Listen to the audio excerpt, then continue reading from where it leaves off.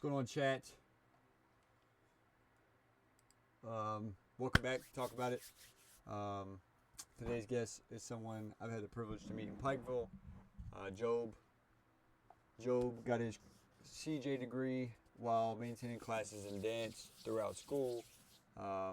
He quickly transitioned into the workforce, finding a few different jobs that he found interesting. Job's ventured into side hustles, focusing on things like men's growth and development and drone footage. With his focus on the development side and personal growth, it kind of touches directly with our core values over here, being better than yesterday. So, Job, my brother in Christ, how you doing, man? I'm doing good. Doing good.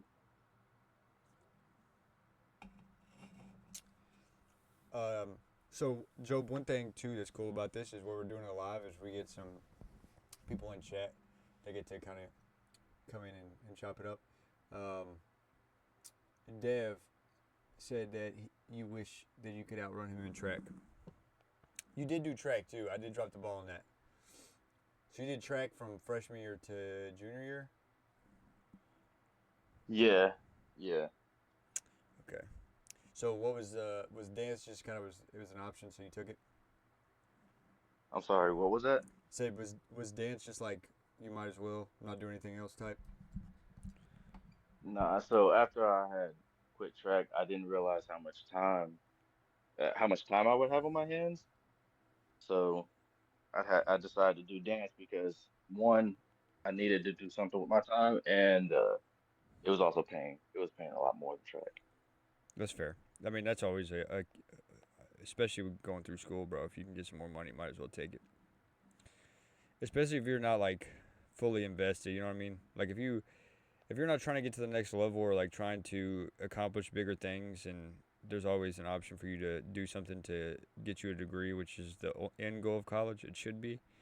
Then you gotta jump on that opportunity. Yeah, with track, I grew up loving track, and I didn't want to. It was on a steady decline, Right. and I wanted to get out. Yeah, I wanted to get out before You lost that love I for ended it. up. Yeah, the Yeah. sport that I grew up loving. Right. No, there's a lot of respect in that because it kind of got to the same point for me. It was like more or less the. I think the coach had a lot to do with it. Granted, it was time for me to venture into like paying bills and stuff. Um, but I didn't want to get to a point where I started hating it. Like I mean, you've seen it firsthand. So many people have so much love for something and it just dies. Yeah, Um, so based off my bio, tell us a little bit about yourself. What you'd add. Are you named after Job from the Bible? I am. Okay, I Yeah, figured that was the case. You're definitely the first Job I met, but we'll talk about that a little bit more. But yeah, just brief bio, what you do, what you like to do. Somebody who doesn't know you.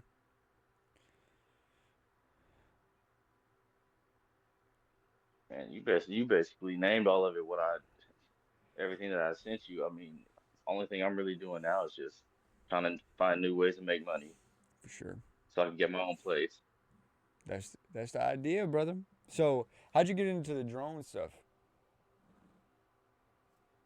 Just one of my other friends. I don't know if you name names and stuff on here. So yeah, but one of my other friends, he had a drone, and I tried it out, and I was like, I definitely have to get me one because Was it it Peyton? was, yeah, yeah, Yeah, I figured it was Peyton.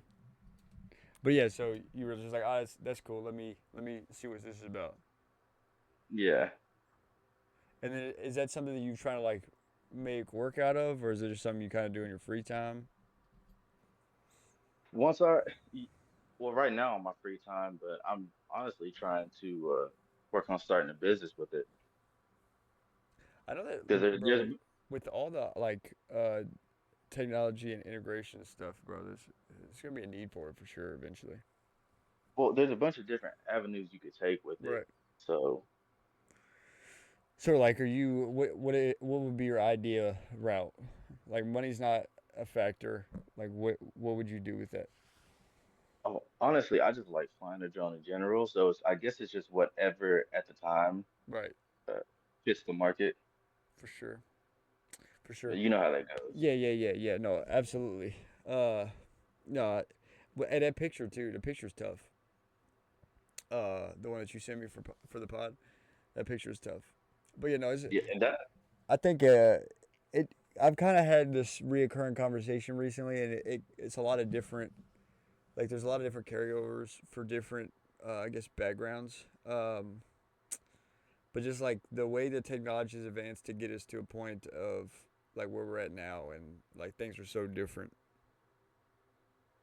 from what they were. You know what I mean? Like for our parents, it was so Yeah. cookie cutter. Like you have to do it this way. You know what I mean? And now, I mean, you can Okay, do yeah, anything you want. that's Yeah. what you're talking. Well, yeah, that's what you're talking about. I mean, even just with, I mean, you, cars too, because I've seen like videos and stuff like Teslas where like you can just where they just drive by themselves and all Right. that. Yeah, it's just crazy, bro. It's crazy to think that we live in this time frame. You want me to hit you with something crazier than that, bro? I talked about this last week. Have you seen? I think you watched The Chosen, right? I have not. Okay, highly recommend. It's a really good show. But the main, like the guy who plays Jesus, really great actor. Plays the role really well. Um, but for Easter, he did this like special where he went out with this like guy, and they walked like the path Jesus walked before he got crucified. And Hmm. they're like sitting on these stairs, and he was like, you know what's crazy about this spot is Jesus took these exact stairs, and he knew that he wasn't gonna come back. And then he was like, you know what's crazier than that? When he was sitting on these stairs, he saw us in that moment, like he knew we would exist. Mm. So think about this, right? Granted, like it's hard for us to understand because like we're just human beings, right? But like for him, he knows all. You know what I mean? But to think Yeah, that he knew from the at this point in time, people's wearing like gowns, like it's very third world country esque, and then like he knows what the world is gonna get to, bro. That's wild to yeah, think, bro. yeah, and I've seen this thing before. I'm not gonna say it as abrasive, but it was like along the lines of like he already took into account of all the dumb choices you're already gonna make. Right, right. But and I think the biggest issue with that, like with religion, I mean, you've seen me kind of speak that way, is like the lack of understanding. Because like it's so hard if you don't have faith, it's so hard to understand something that much bigger than you that knows all. You know what I mean? Yeah. So Well, it. it's like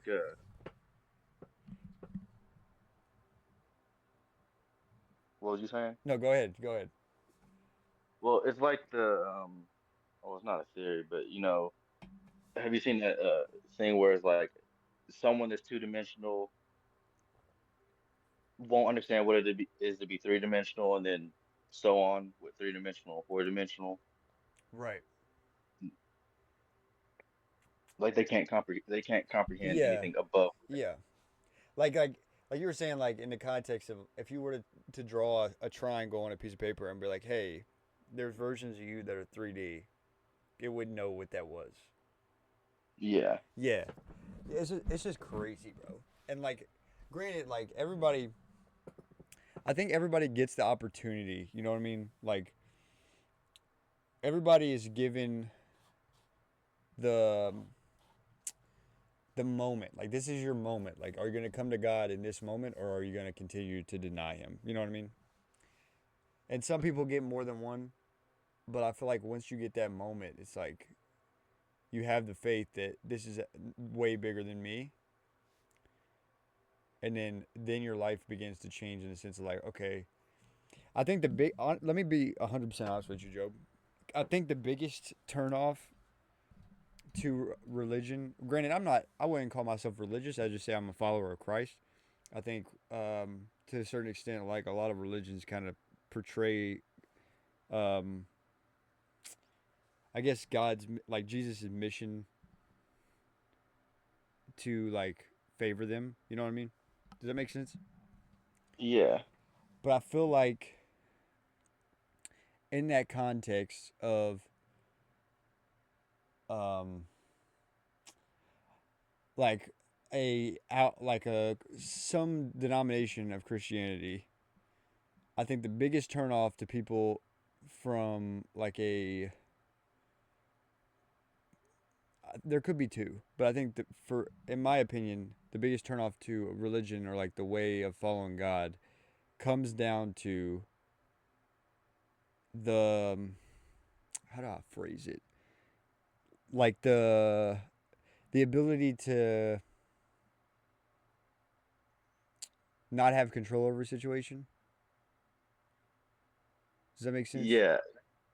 Cause like think about like our everyday life. Like if we need to know something, we know it. You know what I mean? We Google it.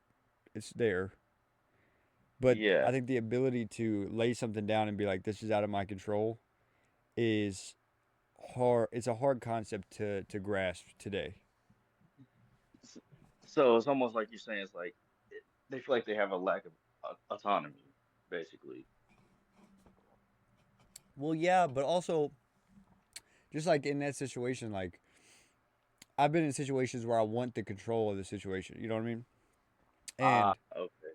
and like you get in that mindset where I'm gonna be honest with you, there's been in plenty of places that I ain't seeing God here. You know what I mean? So Yeah. in that circumstance of like I've been in this position and I didn't see God with me, so like He must not be there. I just got myself. That mindset is what drives people away from Christ. In reality, just because you see Him doesn't mean He's not there. Yeah. And I've heard this multiple times in church. Uh, it God never moves. So if you're far away from God, then who's the one that walked away from who? Right. Because it's you. You're the one that's away. He's still there. Okay, so let me ask you this: what was your? You've always been religious, right? You were raised religious. Yeah, since I think since about like middle school, but I've always been around church. Okay. Do you feel like there was a moment for you that you were like, okay, this is it. Like Jesus Christ is my Lord and Savior. What? So what do you mean? Like it was just like a moment in time that you can remember of like, yeah, this is for sure bigger than me. This is God. Like God's got me. Like what was your come to Jesus moment? I don't think I've ever, I mean, at least off the top of my head, I don't think I have a time because I've always, I've always believed and I've never doubted. So Right. I can't really think of a time. I really love that for you because like that's one thing too. Like for me,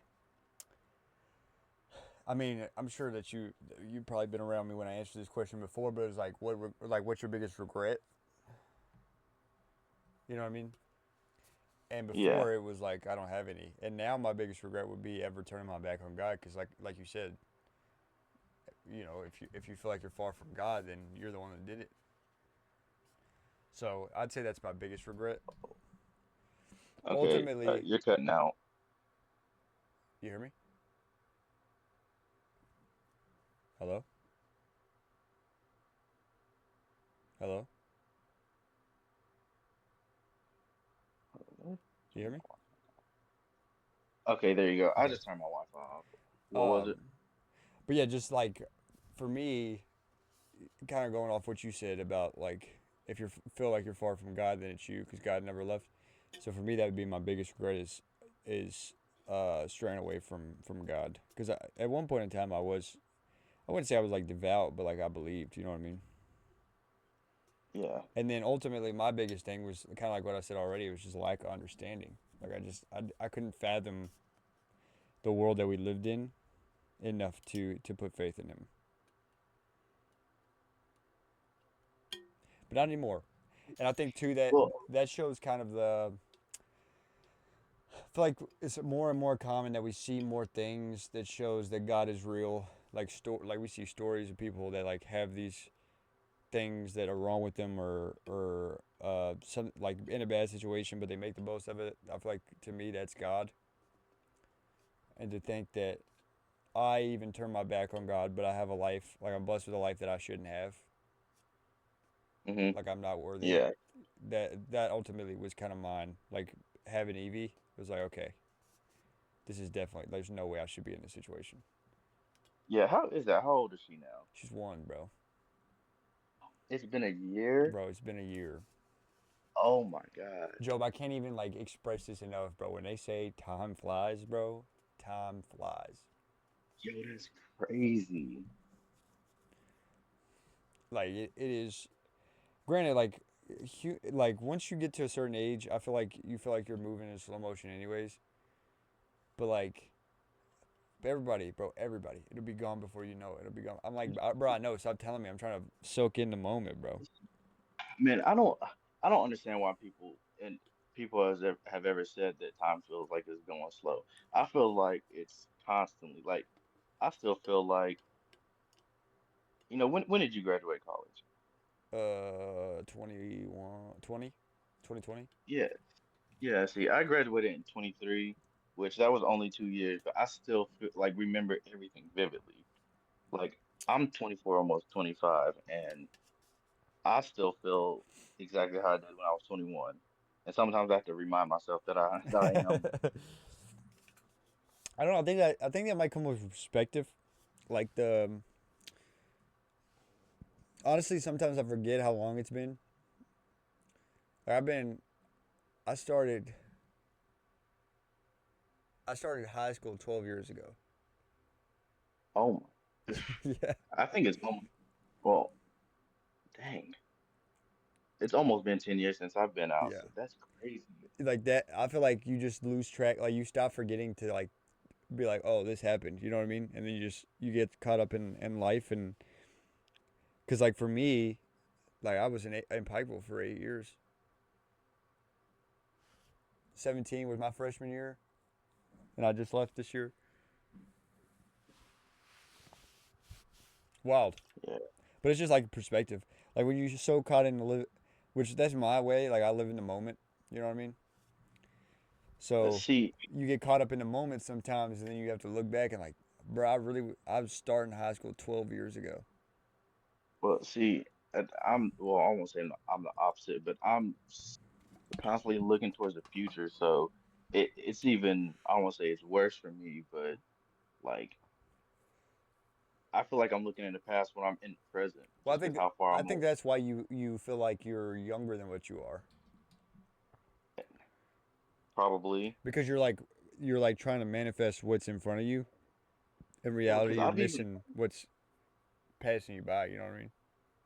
well, yeah, because I mean the lady that does my hair, she even asked me, she was like, "Who raised you when you were young?" Because she was like, "You have an old soul," and I'm like, That's really a difficult question, but yeah, like I've always been told that like I almost say I act older than where I am, but just how I look at things. It's No, for like how sure. somebody older does. Yeah, no, I get that. And Grant, I don't know how much for you, but like it definitely took therapy for me to understand that concept. Like sitting down with a therapist and talking about the stuff I was going through, and the therapist telling me like, hey, it seemed like you've lost more than just people.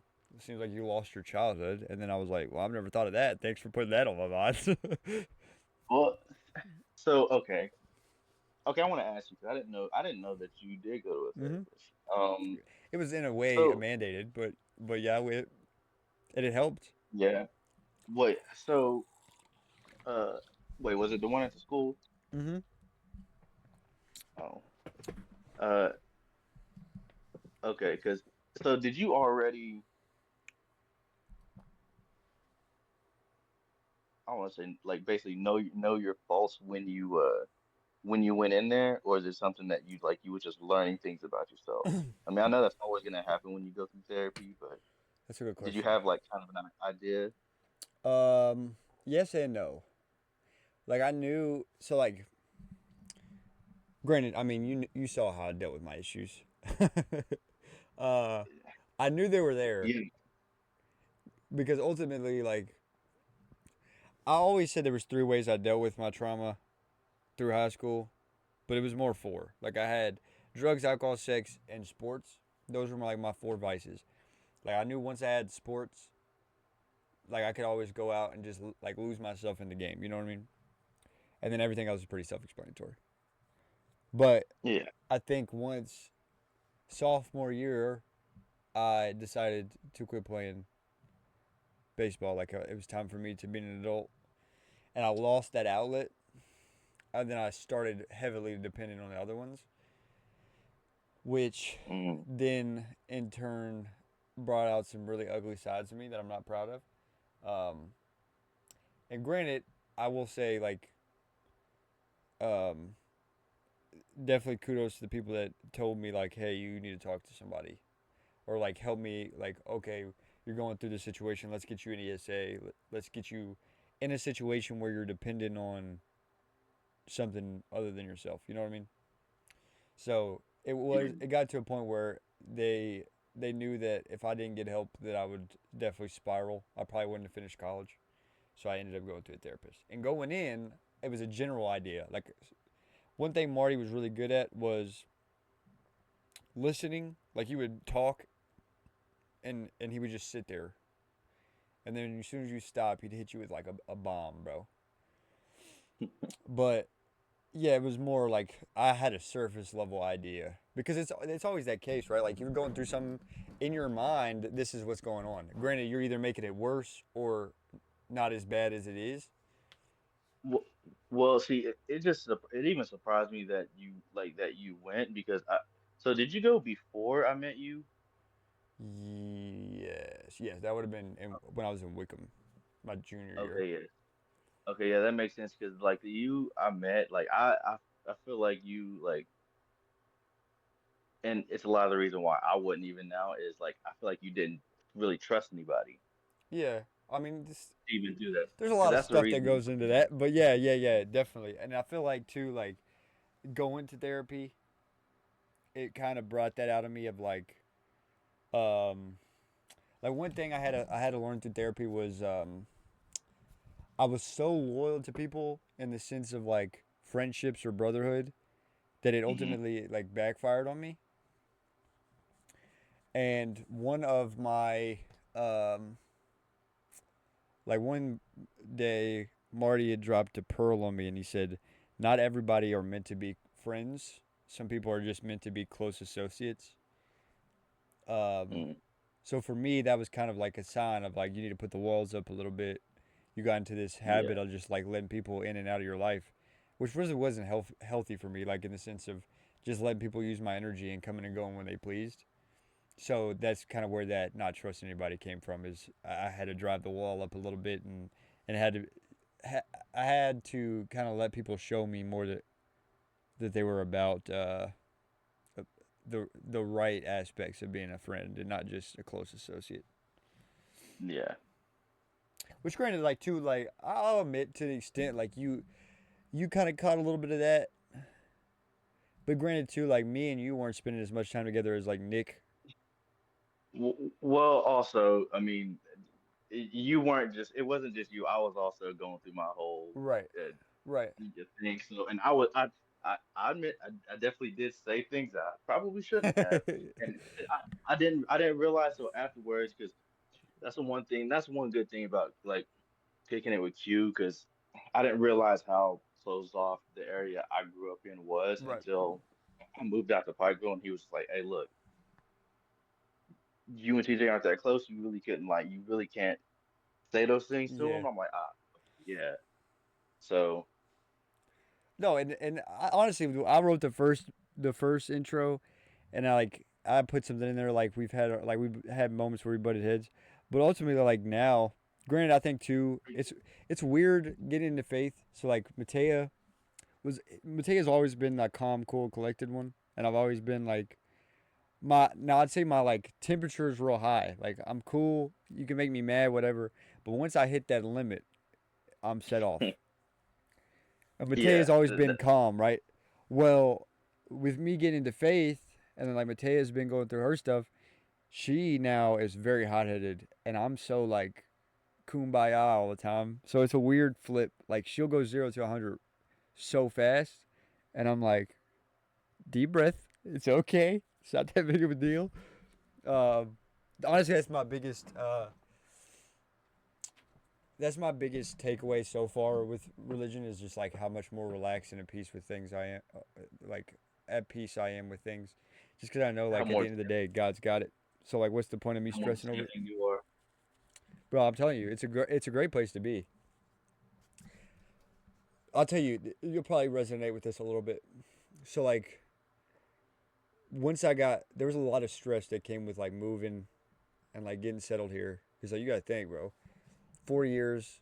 Matea's been working. I've been working. We haven't been like rent was free. I was just staying there. Yeah. So we uproot that lifestyle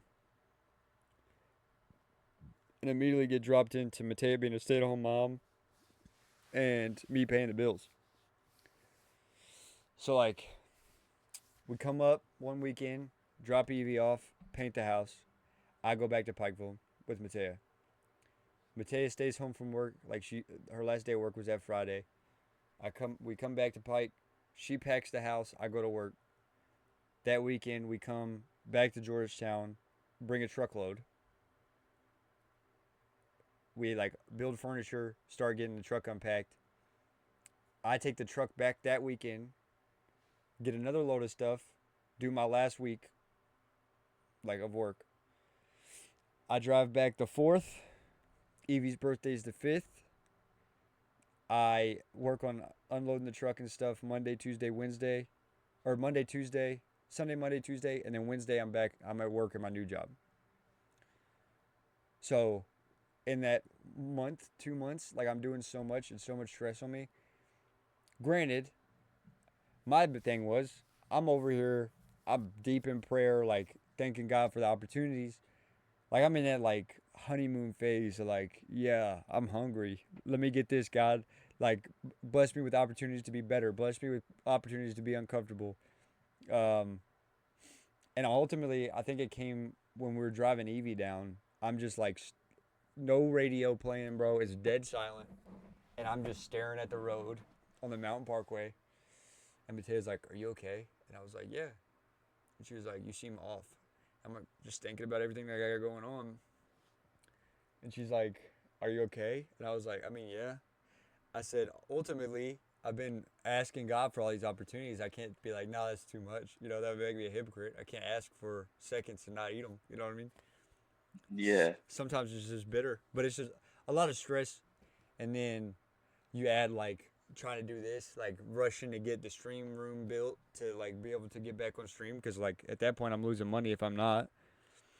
And then you got four high like masculine alpha type guys playing the game every week.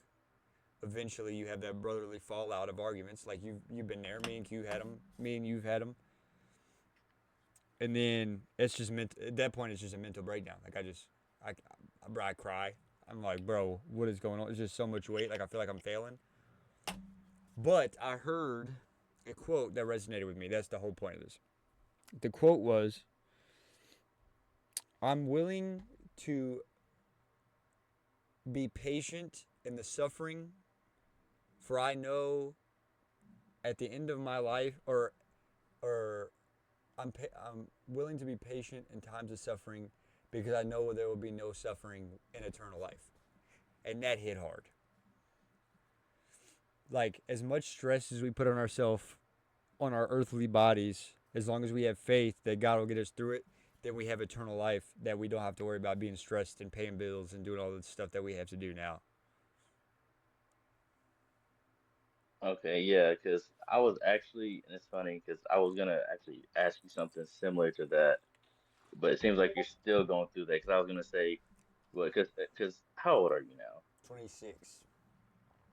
Oh, okay, so you're actually not that much older than me. Uh, because I was gonna ask you, like around, this. 23, 24, 25 age.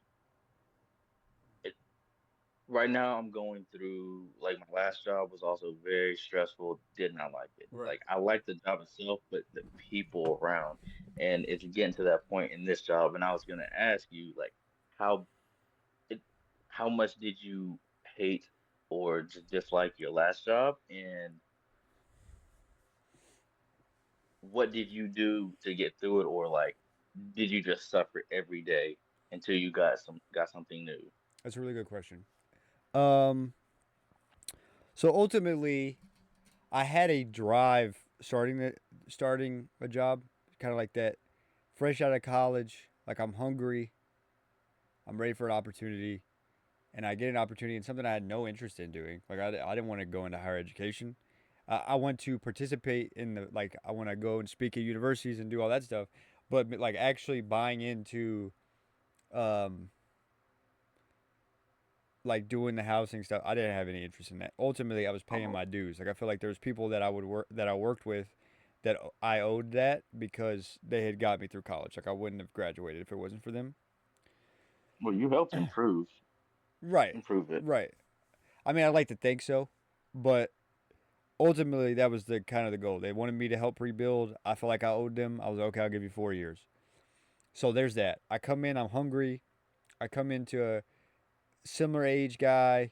I thought similar drive. Like like we're hungry. We're competitive. We're gonna compete and make the best out of this. Very quickly found out that wasn't the case. Um, and then once I realized like there's not a competition here, I kind of was killed out. I'd say it probably lasted maybe a year, and I was just exhausted, like mentally drained. And granted, like people think if you work at a school that you get summers off. That's not the case. I worked year round. I got like two I days do for remember. Thanksgiving and a week or two for Christmas. Um, and granted, like Well, I remember you were. we could take vacations, but like for me in the summer, right? I'm running a summer crew with kids that are painting and stuff. I'm not about to like let them go do this by themselves and take a vacation because then if it's bad, it's falling back on me. Yeah, I was just about to mention that 'cause Yeah, I remember you was working all summer. right. So like in that sense, I get burnt out a lot. Like it's a year round thing. There's no like window of me to reset before the next year starts, and then it's just the same problems again. So I'd say See, and that's for 3 years, it was a lot of suffering, like trying to adjust, um, like trying to find something to anchor myself to get me through it. I'd say I hate the fact that it took me so long, but what I really loved about my last job was like the mentorship, like being able to help kids that are doing the same thing that I did as a student through that situation and through their personal stuff. Because when I was an RA, it was you're an RA, worry about that, don't do anything else. Like I don't care what personal stuff you got going on. You need to do room checks. You need to do this, this, and this. And that was one thing I said from the jump. I was like, I'm not gonna focus on that. I'm gonna have a good relationship with RAs. I'm gonna know them personally. They're gonna know me personally. We're gonna have these deep conversations. I'm gonna be able to help them. And that is what kept me. That the only reason that I lasted as long as I did was because of my kids. Because if it wasn't for them, I would have left a long time ago. okay. I'm glad you said that because Yeah, then I have to rethink what I'm doing then because I want to instantly just go to another job. yeah. But a year you was done with it and still did three extra years. But ultimately, too, here's the way you gotta look at it, right? You already said that you are in a place of looking into the future constantly. Like you feel like you're always looking ahead. If that's the Yeah. case, then you need to find okay, what is it that I have planned? Like what is this goal down the road, right? Say like 5 years from now you want to do XYZ, okay?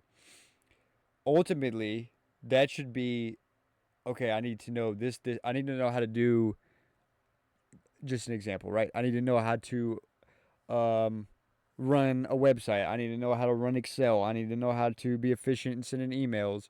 I need to know like professional lines of communication. I need to know these things to be great in this job that I'm going to have in the future. Ultimately, if that's your goal, like say you're trying to get to this point, then you just find things in the job you're doing to implement later in life.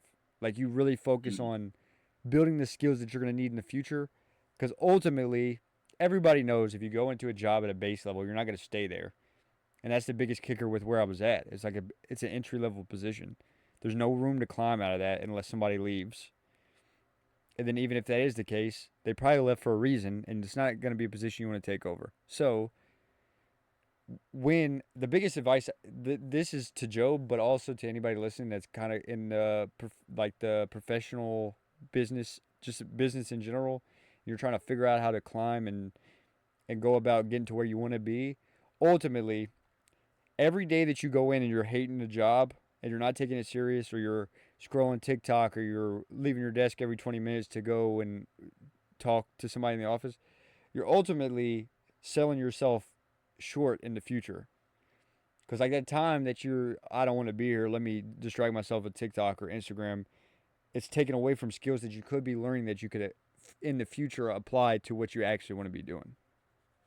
And I mean, I'm not gonna lie to you, even I still catch myself doing that sometimes. So But do you feel like that to an extent, like that it gives you your insight that you were looking for?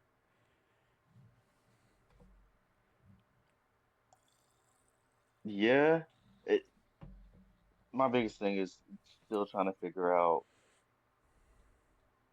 what skill. So like, it's like you said, it's baseline, it's zero. So when you started that job, how many people did you have to actually like help you with a job, or was it just they just throw um, you in there and figure it yeah, out? no, it was that. It was here's we ran a couple softwares that they like taught me how to use, but other than that, it was like, yeah, figure it out as you go. See, that's basically how I am. I'm Yeah, 6 months into the job I'm in now, and that's basically how this job is. It's brand new, uh, so and even they don't know how it's supposed to be ran. So anytime I have like a certain idea, they just completely halt the idea and it's like, try something else. right. So I'm never making any headway. Mm. Yeah, see, that's I think too. That's my biggest pet peeve. Which, granted, like I got an insight on that too. Like I got a lot of love for Pikeville and like the city and to an extent the school, but I feel like to an extent that's what ultimately the layout of how it works there is why I will never be a part of higher education, and that's why it ultimately instilled in me that like eventually when I'm working, it won't be for anybody else; it'll be for me, because there was so much feedback from the top. Like there's levels and levels above me. Like I said, entry level position, right? So like Yeah, I know how to do my job effectively day to day. Like I do it every day. So I can pass this up the yeah. ladder like, hey, we should do this instead. And then my boss takes it to his boss, and then somewhere between my boss and the president, it gets lost in translation, or they just kill it. So it's like, okay, you talk about how important we are, but like I'm not feeling that. You know what I mean? Because you don't really care about how I'm doing my job. You're trying to make it more difficult. Yeah, I know. It's funny that I know exactly how that feels. Not just this job, but the last job I was also at. Uh, I so the last job I was at, I was a case manager for foster care, and we have to deal with these kids every day, constantly, like to the point where we know these kids to a T. We know how they're gonna act. Right. We know what kids not, because sometimes when kids move to different homes, we know which kids not to put with other kids because it'll cause disruptions and stuff. And we would tell people above us like, "Hey, this wouldn't be a smart idea." Right. They wouldn't listen, and exactly what we said what would happen happened. Mm, okay. Yeah, I think too. Like a part of that is learning. Like I will say the payoff moving, like giving up all the comfort. I'm not a person that likes to be comfortable anyways. I like being on edge. I like to know that I have to wake up in the morning and go to work to make sure my people are taken care of. But I'd say the biggest like breath of fresh air, giving up all the comfort and like leaving all the people that I cared so deeply about to like start this new adventure was the first week in my new job. We're sitting here having a conversation about like the future and plans, and it was just like something very like I 100% like felt it. Like I know this is the case. I know that I have the knowledge and business to like put my input in, and I say something, and it wasn't like a no, like that's stupid. It was like that's a really good idea. So like at that point, I'm like, okay, this is what it's like to feel validated in the workplace. Like these people have faith in me to do my job enough to not dismiss every idea I have. So that alone should be the driving force. Like eventually you're gonna get to that position where you come in, especially if you're like going like off what I said about like finding those things that you do day to day that you can improve on for the future. If you really take that stuff serious and you're a professional about it, once you get to that job that actually cares about you and your input, it's gonna be so much more rewarding in the sense of like I know that I'm more than capable of doing this, and they have faith in me doing this. So like Okay. I'm not stressed about well now I have to make this work because they don't trust me. It's very much a better place to be in for sure. Okay, I got a question to ask you. I'm gonna try to figure out how to word this right. Because you said that you like challenges, right? Mm-hmm. And like that means you probably come across a bunch of different roadblocks.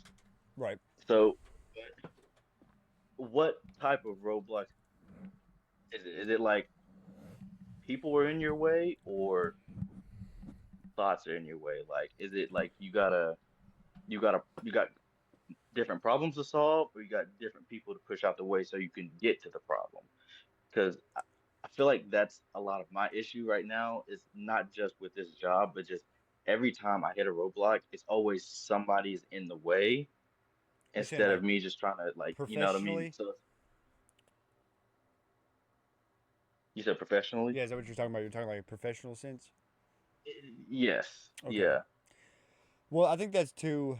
That kind of goes off. That goes with like an entry level position.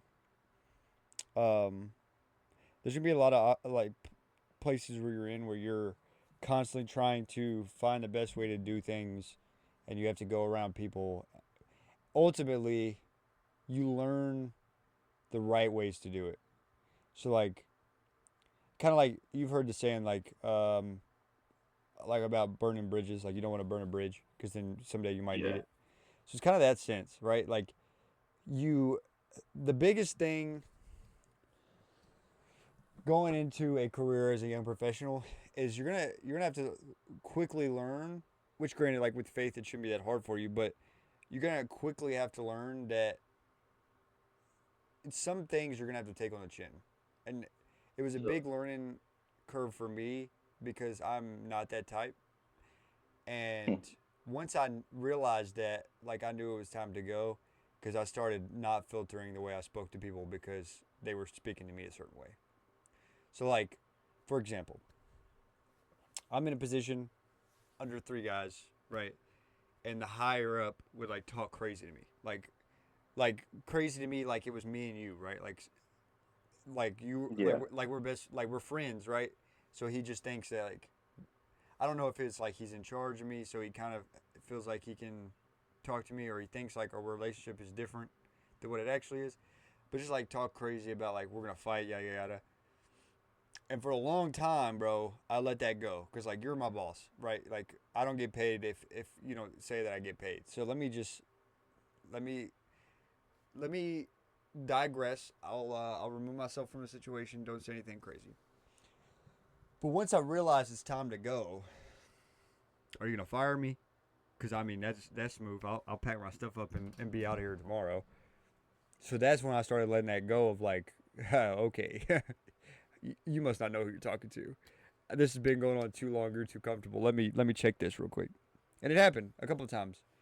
Um, enough for them to realize that they probably needed to keep their distance because I was not the one to be messing with. But a lot in the sense like professionally, like say it's not they're not saying anything reckless to you. It's just more like they're setting up roadblocks for you to like get the job done effectively. A lot of that is just taking it on the chin, processing it, seeing. It's kind of like the sense of like watching how people work. Because like So I think from the like professional side of like building yourself as a young professional, you're gonna have to really pay attention to like okay, the best way to describe it would be like a SEAL or something, like a Navy SEAL, right? They're trained so sharply to know like this is a weird movement or like this guy's doing this same repetitive thing every 5 minutes, like he's up to no good, right? That's something that comes with them really paying attention to all the details of a situation, and that's ultimately what's going to come down to is when you're going through a job and you're trying to get things done, and then somebody's always like stepping in or like saying, "Oh, maybe we shouldn't do that." Like, there's always going to be an issue that you're going to have to figure out the best way to do it, and sometimes, granted, I advise a less rigid way, but like easing into it. But if it's something that's serious, like this is a big issue, then by all means, like if you got to get it to where it needs to go, then you need to get it to where it goes. If that makes any sense. I feel like I went on a tangent, but I feel like in my head that made sense. Yeah, but which and I don't know if it,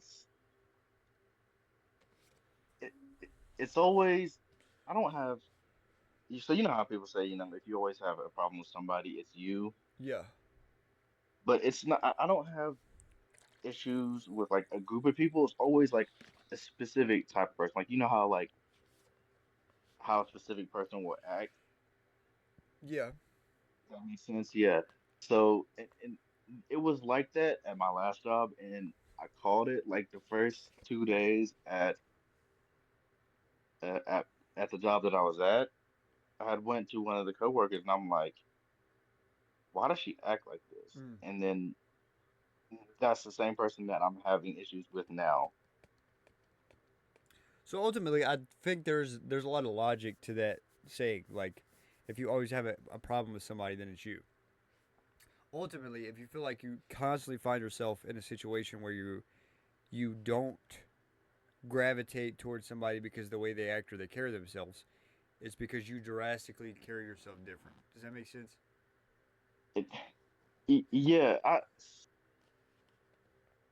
don't know if it was Hugh that mentioned it. He said, I think it's like those type of people. I guess I don't know if it's the way I act, they feel attacked the way I because like those type of people like control, Yeah. right? And it's not the fact that I don't listen to the rules. It's just I like to make things efficient. Right. So like it's it's almost like I don't want to say I don't do things by the book because sometimes the book is drawn out and there's more efficient ways to Mm-hmm. do things. If that makes sense. Yeah. No, I get it. And then and those type of people get agitated at me. I don't want to say Mm. they get mad. They just get agitated, and then like over time, they just start to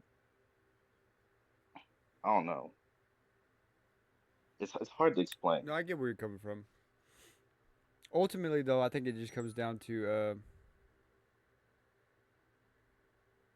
I think it comes down to just that. Like, there's not this ultimately like this can be a societal thing. Um, this fits a lot of different things, right? So if I was talking religiously, I'd say not every person, not every person's sin is your sin. So like one of my biggest pet peeves with people who claim to be Christian is that they're so quick to judge people and bash people and tell them they're going to hell because they're committing a sin. That sin they're committing has nothing to do with you, and you telling them they're going to hell for it is not going to bring them to Christ. You get me? It's funny. Yeah, and it's funny that you brought that up because I have a specific Bible verse that solves that because I used to I, I used to get mad when people would like when someone would do something that pissed me off, and I'm like, why are they doing this? They shouldn't be doing this Right. when I don't know that person and I don't know what it is. And Mm. like if you want to look it up, it's John 8:7 through 9. And I make sure I save that one because that like I had that's one I don't want to say quote. And That's they one Bible who verse. heard it, That, being convinced by their own consciences, went out one by one, beginning at the eldest even unto the last, and Jesus was left alone, and the woman standing in the midst. Verse describes the scene of Jesus questioning the adulterous woman brought before him, and the accusers being convicted by their own consequences. Huh. That is a good You may verse. have to look at it. You may have to look at a different translation. Mm,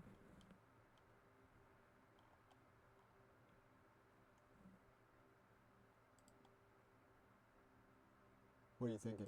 NIV?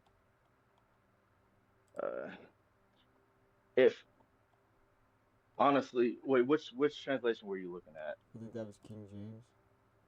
Honestly, I think it's any translation other than King James. So I think I What, looked at what multiple. was it? 8 through 9? Uh, John 8, 7 through 9. 7 through 9. They kept on questioning him. He straightened up and said to them, let anyone of you who is without sin be the first to throw a stone at her. Then he said, ground. At this, those who heard began to go away one at a time. The older ones first. Until only Jesus was left with the woman still standing there. Jesus straightened up and asked her, woman, where are they? Has no one. Okay. So basically, the premise is that Jesus is like, if you're perfect, then throw a stone, and nobody threw a stone, right? Yeah, and that's one thing because I have to constantly because I'm like I shouldn't be complaining about somebody Right. else. Right. When me myself like I'm not perfect, Right. and that's something I gotta constantly be aware of. Right. And that's kind of like I kind of talked to Rob about it on the pod. I don't know if you got a chance to watch that one. That was a really good one. But we kind of talked about that and like they call them street preachers. They like yell at people that they're going to hell. And it's like, Yeah. what are you trying to get What out of that? You know what I mean? what is your YouTube? It's if you look up the same as my Twitter, T underscore easy underscore 66. All my stuff's the same. Makes it real easy for Okay. people to find me. Um, but yeah, no, it makes a lot of sense. But the same point on that tip, like as a professional, right? There's a lot of stuff that plays into like human nature. Because like to be somebody who is Christian and have these values is one thing, but not everybody shares those values, and that's can be the same about anything socially. Like not take religion out of it, but like you may think that the worst crime you can commit is murder, but somebody else says, "Oh, it's doing drugs." You know what I mean? Like everybody has a different opinion that plays into a role, and I think Yeah. um, that ultimately comes down to the person. And granted, the best thing about the mindset of like religion is like you don't have to partake in what somebody else partakes in. You know what I mean? Yeah. Like as a Christian, you just have to love the person because they are God's child, not because you agree with everything they say. You know what I mean? Hmm. So like that kind Yeah. of honestly, that's too like this will be the first rendition of wifey question. So Mateo wanted me to ask you about like the social work pathway that you took, and then how your faith played a role in that. Like, was it difficult for Like you to be in that field with the? Because I know plenty of people that are in the social work field that don't have Christian values. So Matea told me to ask that question and how that kind of affected you going into a situation where a lot of people don't have the same core values that you do as a Christian man. so nothing ever makes me doubt my Christian Right. values. 'Cause I like, but it just so my like I said, my first job was the case management in the foster care. Uh, honestly, if anyone's here, I don't recommend that right out of college. It's a shocker. A big shocker. You because I got into that because I wanted to help. I wanted to help the kids, and yes, you do, but as a business, they're so focused on paperwork, paperwork, Right. paperwork. I've even seen, and this is the reason I even mentioned to you about when you went to a therapist and about you trusting them because I I've seen. I've blatantly seen a therapist like manipulate the foster parents and manipulate the kids, and it made me not trust therapists at all. Now I know that's one sided because my first time seeing a therapist, seeing that happen, but that's like it it opened it just opened up a whole new, I don't even know the word to use. Perspective. Yeah, perspective. And another thing that I did realize too, just and this isn't even social work. It's I guess it's with any job is to realize how much,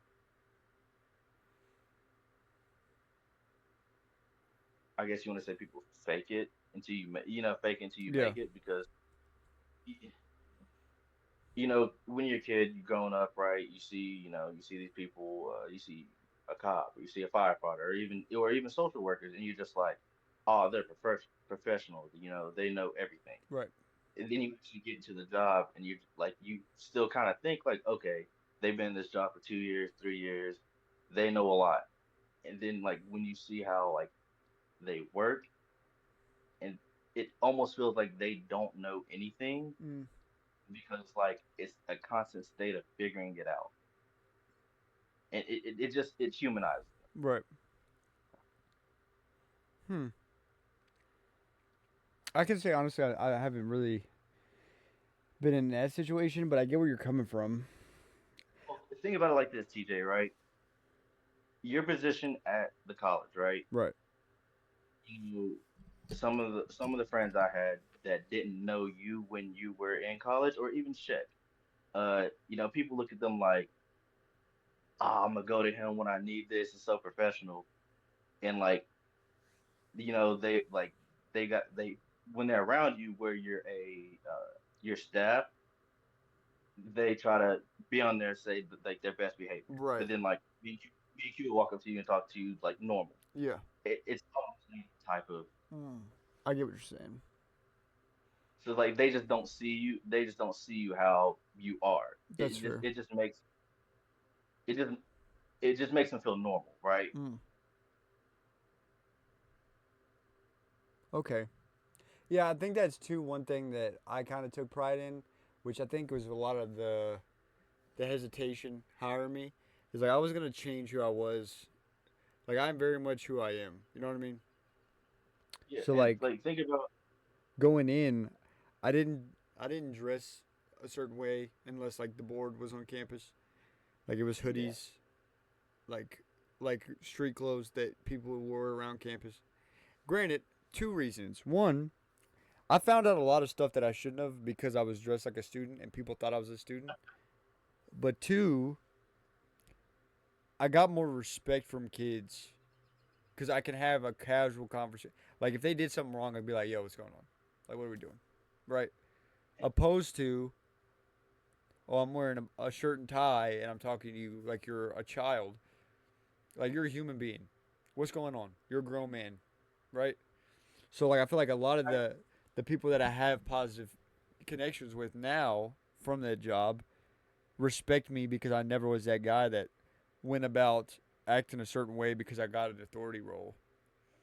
And I guess that yeah, just comes with I don't know. Like I've seen that aspect of like people getting a role and changing and like you're not the same person you were. Granted, like some roles that's required, but like at the same time, like you're stretching it, bro. I don't know how you can instantly do that. Like, I actually have two examples. I think it comes Because with like the saying, "Show me who you're friends with, and I'll show you who you are." yeah, I think it has to do with a lot of once you get to a certain level, you're spending a lot more time. Like, say, like a dean, right? Like, you go from a director to a dean, you're gonna spend a lot more time with people higher up than you are below you. So, like, all the people that are like, I don't want to say normal people, but like the casual, like blue collar type workers that are constantly working to make sure that everything's taken care of. You spend less time with them and you're in an office more with people who are there from 9 to 5. As soon as it hits 5 o'clock, I'm not working anymore. And then that starts to rub off on you because that's all you're surrounded with. well, I think that's a lot of my issues with those type of people that I told you, especially like the one I'm working with, because like I, I don't change and I won't change Right. how I am because if I have an issue with something, I mean you know this just from even when we didn't like if I have an issue with something, I'm gonna bring it up, Right. right? And maybe that's not the professional thing to do, but like I even so I work with my mom too. She we don't do the same thing. She does the billing side, but we are in the same office. Mm. And like it's to the point now to where my supervisor, because that's the one I'm having issues with, it's almost like she's constantly texting me now to the point to where she's harassing me. And like I texted, I called my mom. I'm like, okay, what do I say? Because if I say what I want to say, I will probably get fired. And Yeah. she was like, just say yes, I'll do it. And I'm like, you can't see me right now, but I'm scratching my head. Like that Yeah. confused me. I'm like, to get by in the adult world, do you have to be a yes man? And I think that's the question that is I feel like talked about to an extent now more because of kind of what we talked about earlier. Like it's way different now than it was for our parents. So like, granted, stuff's more expensive, but I feel like especially our generation, we're more willing to take a risk than to give up who we are to fit into something. Now, granted, sometimes you'll see those people that are like, absolutely, I'll do this, this, and this. I'll start acting a certain way. But for like, I feel like it's a dying breed in a way. But also, too, like younger generations, I'm starting to see it is like, oh, you like take me as I am, or I'm gonna go somewhere else that's gonna respect me. Because ultimately, I don't. I think there's a certain level of comfort for us because we know. Granted, I think a lot of it's our mentality, right? Like we're very similar in the sense of like I'm gonna go get it. See, part of me it makes me feel like I'm a child, which I am the youngest one in that office, but it's like I see a lot of them because they also have issues with that specific person too, and like and I see them they just you said take it to the chest or just like it I see them constantly take it to the chest and they're just like okay, and I'm like I try, but I just and I'm still trying, but it's like I can't Yeah. if that makes No, I get you. sense. And granted, I think My to an extent, like depending on the level of it, like if it's teetering between disrespect, then there's only so long you can bite your tongue. You know what I mean? But ultimately, for us, like people that are more like go getters, I guess. Like I guess that's how you would call like me and you are go getters. Like we're gonna make sure that we're taken care of regardless of if you're paying me or not. Like if you're not paying me, I'm gonna go find somebody who is. But also, there's a certain level of comfort for our generation that we know if this doesn't work, then I'm gonna find something else. Like I know there's plenty of jobs hiring. It might not be what I want right now, but it's gonna get me a buffer between this job and the job that I'm gonna have next. You know what I mean? Like, granted, I'm not opposed. If I'm not comfortable somewhere and I feel like I'm being disrespected, I'll go work at McDonald's. If I'm getting a check and I know I can do the job, bang, bang, bang, cool, and I can stack up or I can find something else in the meantime, there's no pride. Granted, I think a lot of that comes with faith. Like, I don't have the pride for you to try to pick away at, anyways. You know what I mean? well, I mean, yeah, because I mean, the car I have is a 2024 brand new, so the car payment and insurance is both high. Right. And when I lost my last job, I think it was about a month and a half before I got in this one, and I was able to pay all my bills just because of doing different things Right. like the Walmart delivery, the Uber, Right. the DoorDash. So But also, that's I'm too like, well, I know that it's not like it's not helping the economy based off of how many people don't want to work right now. But that's fine with me. If I need it, I know it's there. I know there's somebody. I could walk out the house right now and go find somebody hiring in a walking distance from me and get a job. You know what I mean? Like that's not an issue. So like, well, I don't know how. What is it? that's just like that. That's my mindset. Granted, Well, I got people.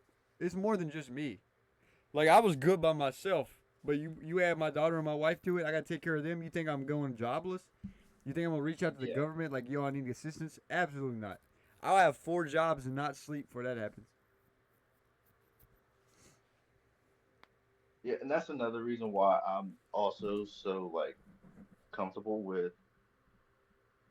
I won't say losing a job because I don't want to just go jobless, but Right. like looking for another job that even if it pays less, because I've said it multiple times, and some people might think that I'm overreacting. I don't care if the last job offers me 30 an hour hourly, I wouldn't go back to it. That job had too much stress to it. Right.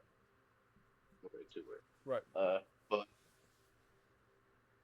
yeah, I think that's a lot like why I'm, I'm more comfortable with doing it. Because right now I don't have a kid or I don't have a woman, so I, I have that comfortability of not having people rely on me. Right. Ultimately, though, if you're on the fence about changing jobs or whatever it may be, in all honesty, any job that you take serious, you're gonna get something out of. So going back to the point that I made about like figuring out how it works to be a young professional, you're gonna learn skills that you're gonna use in the future.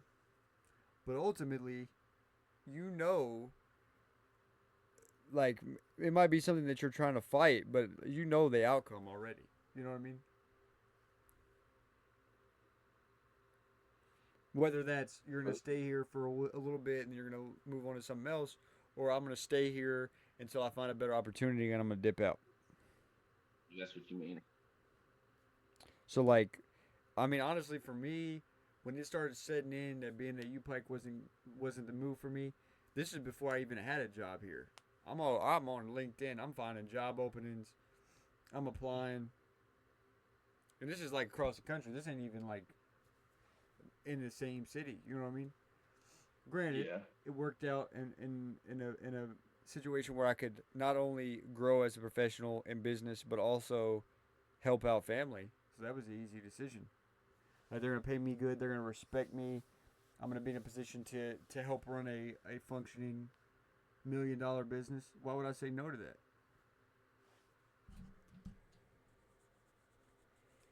And immediately, like way less stress.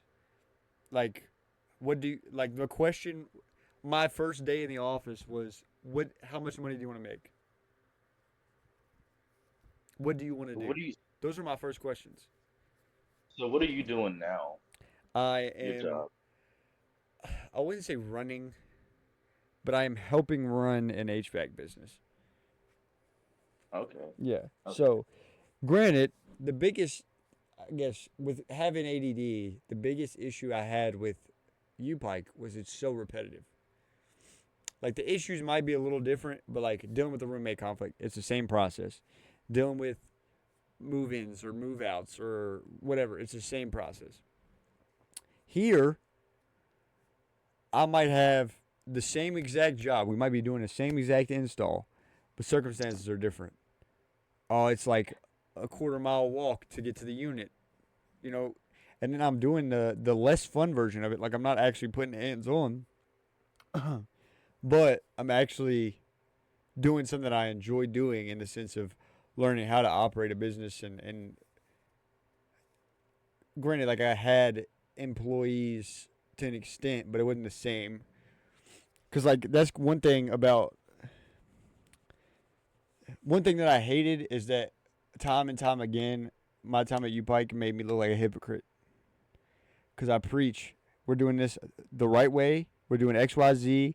We're not gonna be late on this, and this. But I don't have the power to fire somebody. So if somebody's not doing their job, I take it to my boss, and if my boss likes them, he's gonna keep them around. Okay. So like, I have kids who are slacking and not pulling their own weight, and it's making everybody else's job harder. And they're like, TJ, we need you to take care of this, but I can't say you're fired because I don't have the power to do that. So like, that was a big factor for me. Is like, I'm a lot of things, but a hypocrite's not one. So I don't want to say, Yeah, hey, this is how we're doing things, and we're not doing it because there's a couple people that are slacking. Granted, I will say a lot of those people that had the issues, got off scot free, circumstances, knowing the right people. But also, I didn't have beef with him necessarily. Like, it is what it is, you know? I'm not going to hire you in the future. Don't come to me asking for a job because if you're the same person that you worked for me before, then I'm not going to want you on my team. But, like, I ain't got beef. I just had one that should have been fired, didn't get fired because he was graduating like 3 weeks from the time that he was supposed to be fired. And then he comes up to me at graduation, was like, "Hey, what's going on?" Tell him congratulations. Glad you did it. But again, I'm not Respect. hiring you in the future. But it's all about perspective, dude. And ultimately, that's one thing too. Is like everything's every situation is different. Every job you go to is gonna be different. Cause like this job you dislike for a certain reason, but the next job you could really love, and then one thing makes it way worse than this job. You know what I mean? The only Yeah, thing that and I'd say that would help in a sense is like I'd pray on it. Just be like, hey, this is on my mind, and this is how I feel, like in my heart. But like, what am I missing? You know what I mean? yeah, I think that's a lot of. I, I think my biggest thing is patience with one that, Is that and something then you ask for two. a lot?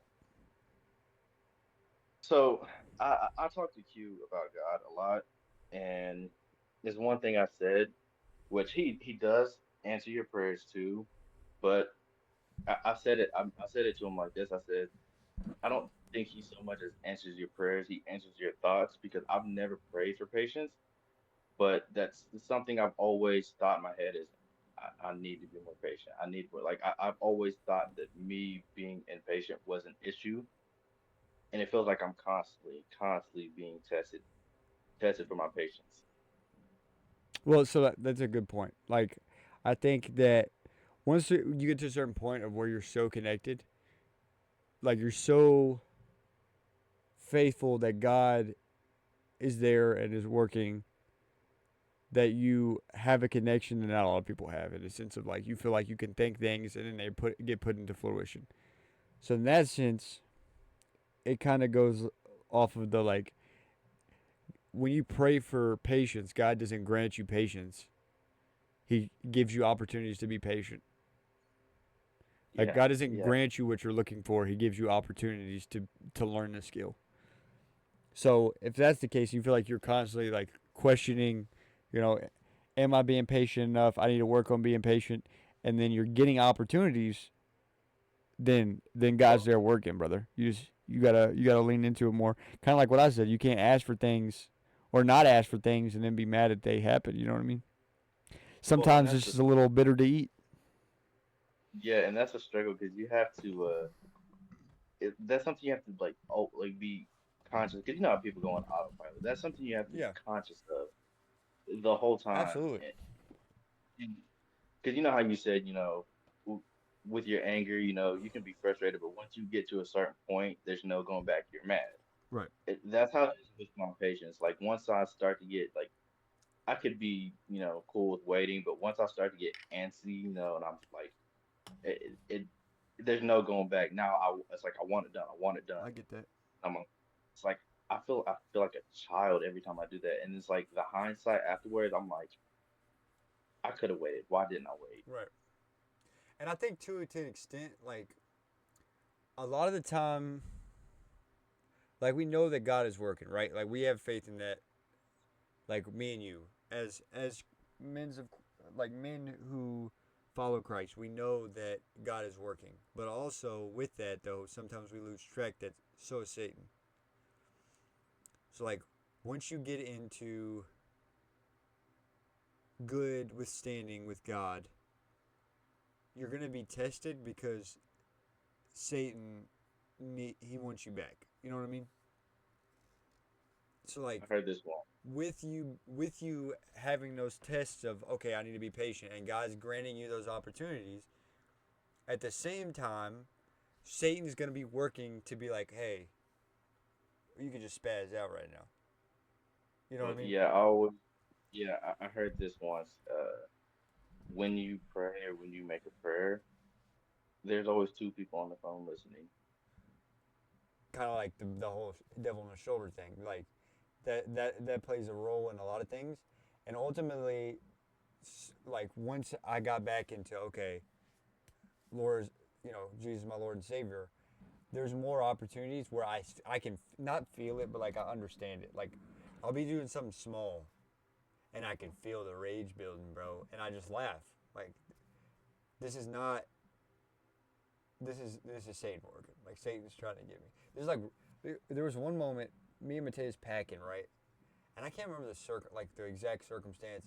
I know what it was, bro. You know how frustrating it is to deal with tape, bro, once it like folds down on itself. Yeah. Bro, I'm sitting there. And granted, like I know I'm running off little sleep, little to no sleep. I worked all day. We're trying to get boxes packed so we can leave, and I am trying to get the edge of this tape up. And every time I peel it back, it tears.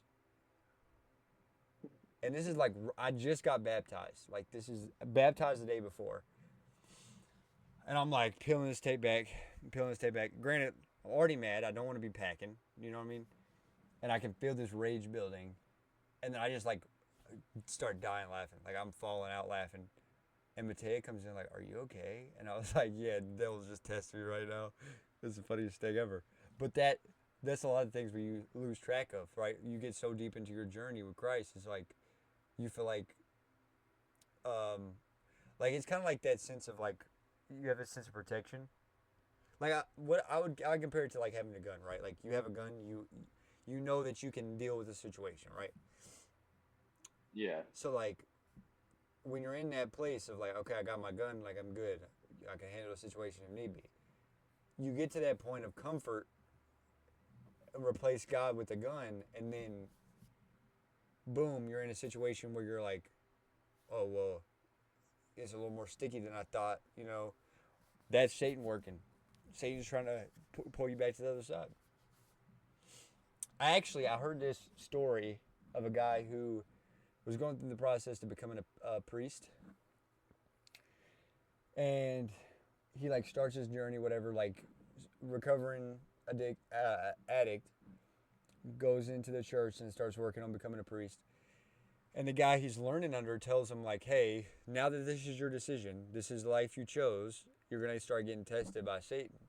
And he's like, "Okay, I didn't think anything of it, going whatever." And he'd been like a recovering alcoholic for a couple years, and he's headed to the church, and this guy like grabs him on his arm. They're like walking side by side, and he's like, "Let's go get a drink." And he like yanks free and looks at dude, and dude's just smiling like ear to ear. And he like runs back to his apartment, and he looks out the window, and the dude's just standing out front smiling at him. So he runs back to the church, and he tells him like, "Yo, this happened. I was on my way here. This guy stopped me and said like, let's go get a drink." And he said, "I told you, like Satan's gonna try to get you back. You're already here. Like you're trying to get far away from him, and he's trying to pull you back in his graces." Wild story. Every time I tell it, I get cold chills. He said 4 years later, he's a priest, and he meets up with his friends in Florida. I think it's like Panama City or something, like a well-known beach in Florida. And he's like sitting with these girls, and they're having drinks or whatever. And he's just kind of sitting there, like he doesn't drink, man of the cloth, whatever. And they keep like looking at this guy from across the beach. Well, the guy comes over, and the priest turns around and looks up, and it's the same guy from the street. And the guy doesn't even look at the girls, but looks at the priest and says, "What are you doing here? This is my property." This man said that he was face to face with Satan twice. Oh man. And he was working, trying to get him back on his side.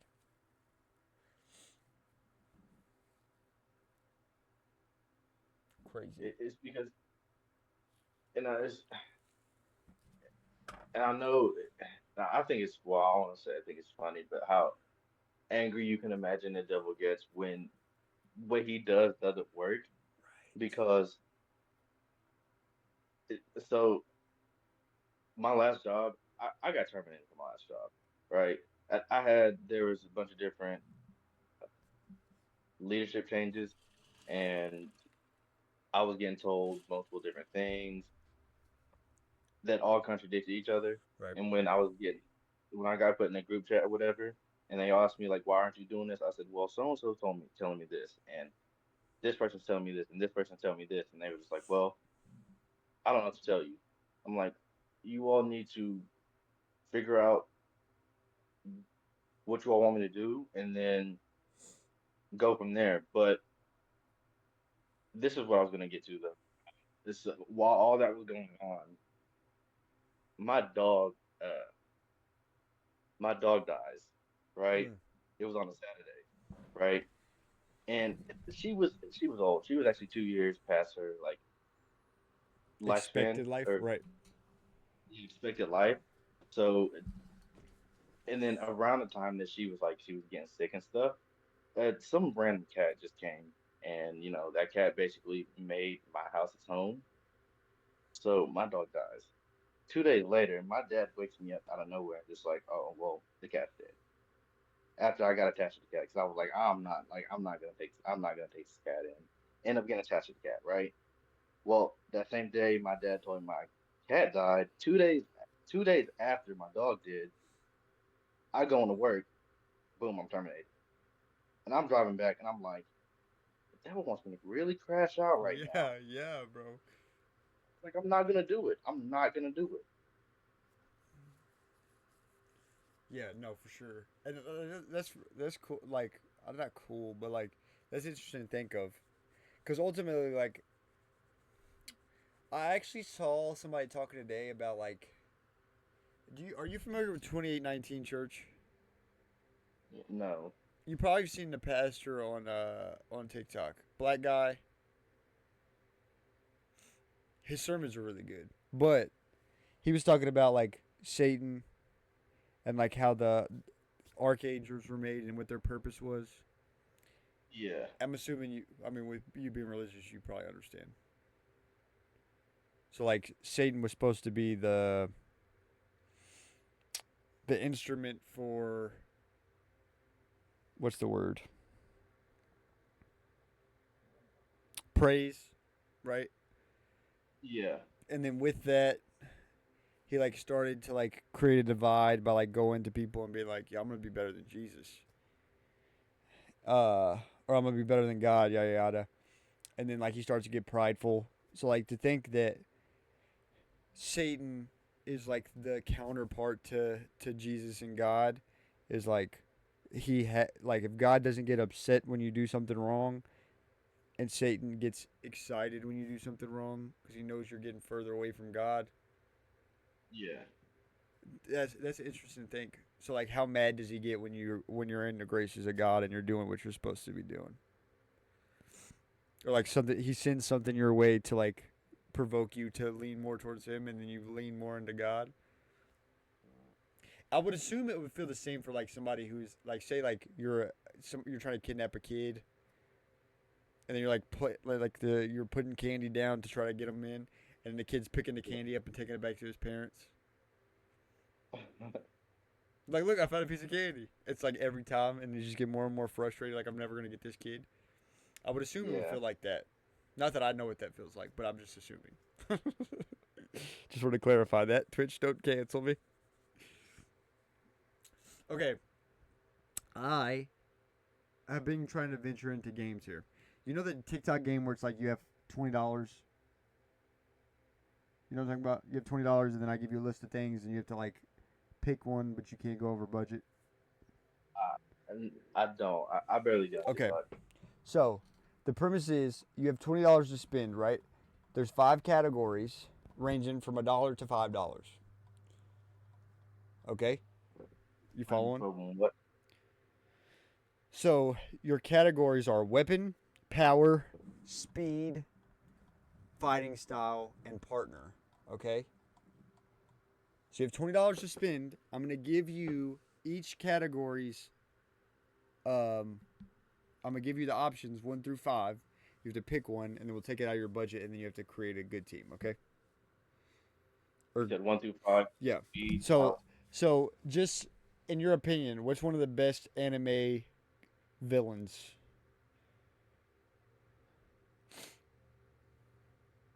What do you mean? Just like if you had to pick like best character that's a villain from any anime, who would it be? Are you talking about character or strength? No character. I want to say Madara's up there. Okay. All right. So let's just go with moderate because there's a lot of, you know, that I'm an anime guy, but I'm not as deep as you. So a lot of my options are Naruto. So that works. Okay. So you're fighting Madara. Okay. Mhm. Your weapons are your hands for $1,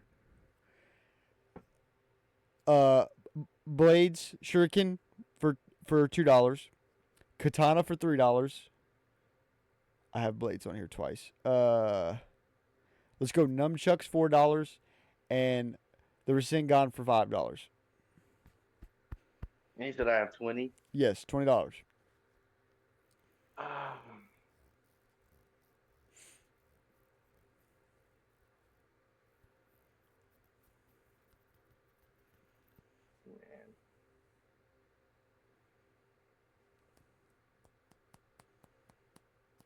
This should be the easiest one.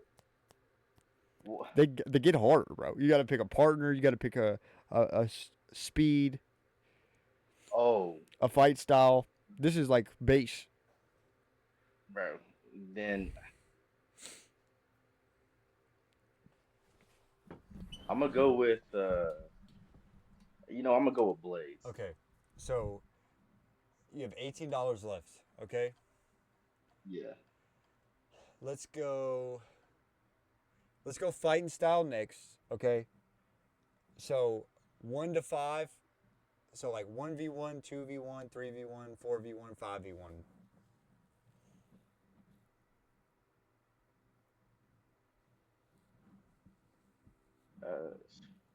Madara.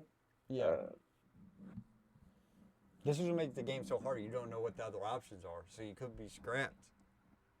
oh, so okay. So is everyone else gonna have? So I do gotta ask: is everyone else gonna have blades, or how's that gonna work? Yeah. Or is that So for the premise of this, say I'm trying to think of like, all right, say that Madara was an option as a partner, right? You would get Madara and all his abilities as a partner with the blades. okay? Then I'm gonna go. I'm gonna be safe with a 3v5, Okay. 3v1. So you have $15 left. And we'll go power next. Or actually, let's go partner because it just plays into it. So partner next. For one, you got a young Naruto fresh in the academy. Okay? 2, you got Sakura. $3, you got Itachi. $4, you got Minato. And 5, you have Krillin. Bro, look.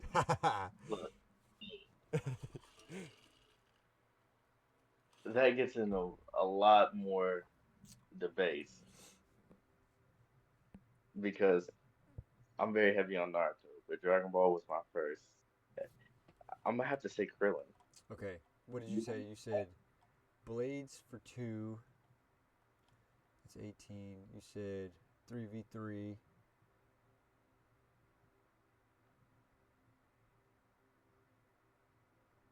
So you got 10 left. That's what you got. You got $10 left. You got speed and power left. Okay. Which one do you want to do first? Speed and power. I'm gonna go with speed. Okay. Speed, you have $1 Choji, $2 Ash from Pokemon, $3 Sakura, $4 Sasuke, $5 Rock Lee. And how much do I have left? $10. Yeah. Isn't Sasuke faster than one? Isn't Sasuke? Which Sasuke are we talking about? It's up to you. Which Sasuke do you want? Then I'm gonna have to say Sasuke. Okay. So you got not $6 left. Okay. Cool. Powers is the last category. You got for $1, Baki's boxing. For $2, you have Naruto's shadow clones. For $3, you have Sasuke's eyes. For $4, you have Itachi's genjutsu. And for $5, you have Jiraiya's sage mode. Yeah. I'm gonna have to say Sasuke's eyes. Yeah, you're going Sasuke's eyes over Itachi's genjutsu? Well, see, which eyes are you talking about? Because Oh, you're talking about like the. You're talking about like his final form eyes. That's fair. That's fair. well, and even I mean, even before that, Yeah. like Sasuke, his Mangekyo is he is the eternal, so it's never Yeah. gonna. Yeah, he's always kind of been OP. Okay, now let's have this conversation. Who's better, Itachi or Sasuke? What do you mean better? Like, who's better? I feel like, in my opinion, I feel like Itachi was so OP that they gave him anime aids and they had to kill him off. So I seen this one thing, right? And I realized Itachi was nerfed during the fight, but I didn't realize how nerfed he was.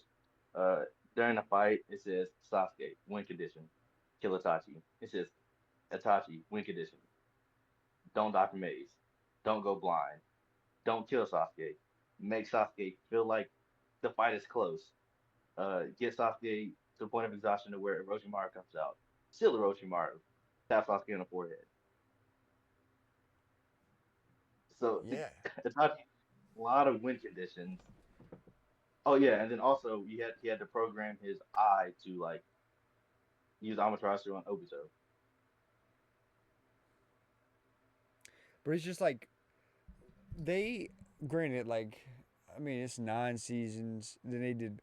Honestly, in my opinion, okay, this could be a hot take for some people, but in my opinion, I feel like they could have made more out of the Naruto series by, instead of going straight into Boruto, doing backstories on other characters. Like, Well, they did like 2 or 3 seasons on like Itachi, fire. 2 or 3 seasons on Jiraiya, fire. You know what I'm saying? Opposed to like, we follow Naruto, basically Naruto, Sasuke, Sakura. There's a couple characters in like the main clique that like they're just kind of there, but like for the most part, from the start of Naruto to the end of Shippuden, we follow the same group around, so we know their story, but like we don't know. We get a glimpse of it in filler episodes of like Itachi and his background, but like take us back to like the Abu Black Ops, bro. Like, he was scraping stuff, bro. Like, give me a little yeah, taste. Let me see what's going on. What was Jiraiya doing? Like, was Jiraiya macking, or was he a bum? You know what I'm saying? Like, we get a Lady Tsunade. She, like, we get her enough. You know what I mean? But Jiraiya just kind of pop up, teach Naruto some stuff, play background, pop up, die. yeah. Can we talk about that for a minute? Like Like, how when he was underutilized Jiraiya was. well, not even that about him just like popping up out of nowhere. Like Jordan knew that Naruto was he knew that Naruto was Miyato and Kushina's child, and he didn't like. I'm pretty sure he was supposed to be Naruto's godfather, and he just didn't show up for 12 years. Yeah. Okay, so I think so. Granted, it's a little different, but I'm a big like I'm really deep into cinematography. Have you seen Sinners?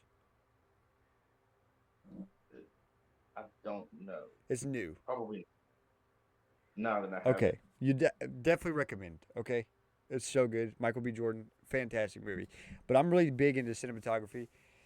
A little different for anime, but like the more my focus when I'm watching anime or something is more like plot line, like the concept, and like what like the intention was with the characters.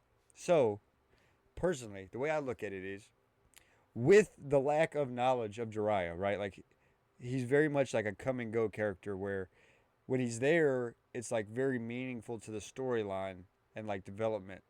but when he's not there, it's not like you're missing him. You know what I'm saying? Yeah. So in that sense, in a way, he's a drifter, right? Like he's focused on doing his own thing, but at the same time, you kind of touched base on it. Like he knew Naruto was gonna be what Naruto was gonna be just because he knew Naruto's dad, right?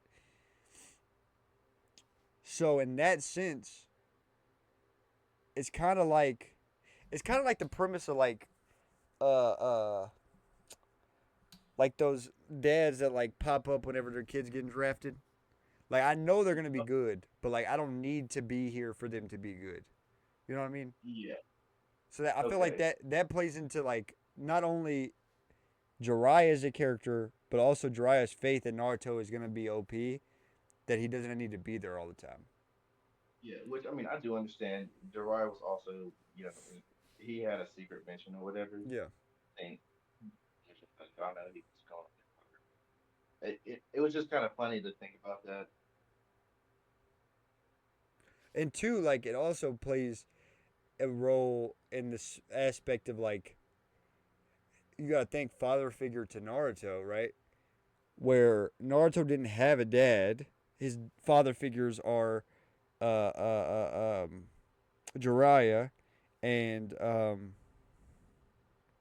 what's dude's name? Kakashi, right? So Kakashi and Jiraiya are very different characters on the plane of a father figure. Kakashi is more like this is the way you do it. This is the way you go about things. Like very like to the T. This is how you do it, right? Jiraiya is very much um, Jiraiya very much. Here's the general basis. This is where you want. Like this is the end goal, but you don't have to do it a certain way. Because ultimately, like Ah, that plays into the role when he's teaching Naruto Sage Mode. Is like he's teaching him, but it's not. He's not saying like you have to do it this way. Because Naruto kind of found his own way. Same way with the Rasengan, right? Like Naruto was struggling to get the Rasengan, but ultimately found out he does the shadow clones. They do it for him. He doesn't have to worry about forming it himself. So being yeah, able to like use letting that him, same premise and go into Sage Mode, Jiraiya's like, oh, he gets it. Like you don't have to do it. It's not a cookie cutter way to do it. yeah, like letting him learn from his mistakes. Right. But Okay. again, surface level, if you're just watching the anime, you're like, oh, why isn't Jiraiya on here more? But then you look deeper, you're like, oh, I get it. Like there's a lot of different takeaways in his character, like the impact he plays on Naruto. Because like that's why when Jiraiya dies, that's why Naruto takes that so hard. Naruto didn't know his dad, you know. So like for him to have a father figure that he knows, granted he doesn't see all the time, but he knows Jiraiya. Like this is the guy that knew my dad. Like we share that connection of like he knows my dad, he knows me, but also he's teaching me things that are outside of the realm of like you have to do it a certain way. And then Jiraiya dies, and Naruto's sliding on pain for that, which makes it so much more powerful, bro. Yeah, I think you know what an AMV is? I believe so. Anime music video. I used to make those when I was Are you super far away from your phone? You sound super quiet. can you hear me? Yeah. Yeah, my phone was a little bit away from me. Uh, I used to make those when I was in high school, and my very first one was a Jiraiya anime AMV because I rock with Jiraiya heavy Right. because like if you do go back and look at, and that's another reason why I like anime. A lot of people like, oh, anime's for kids, but like, especially in Naruto and like a lot of stuff Jiraiya was saying, he said a lot of like almost like philosophical type of things. No, for sure. But granted, too, like I don't know, like I feel like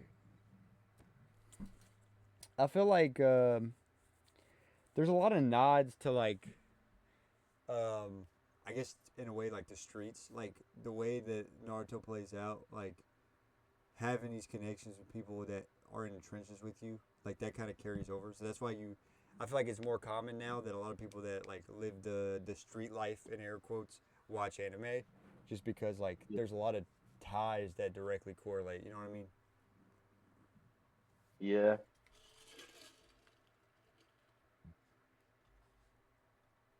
But in my opinion, if I was playing the game, I'd have probably taken Itachi's Genjutsu. Cause you gotta think, Well, see, bro. If you put them through a Genjutsu, you just gotta fight them till they get tired, and then you don't really do anything. You feel me? but here's the thing: we're facing moderate. Yeah, As somebody, yeah, but still,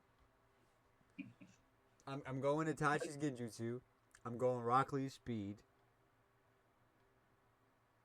Uh. I'll probably do the 3v1 as well. I'll probably splurge on a Nemoto for a partner. Or honestly, yeah, I'd say Nemoto or Itachi, one of the two.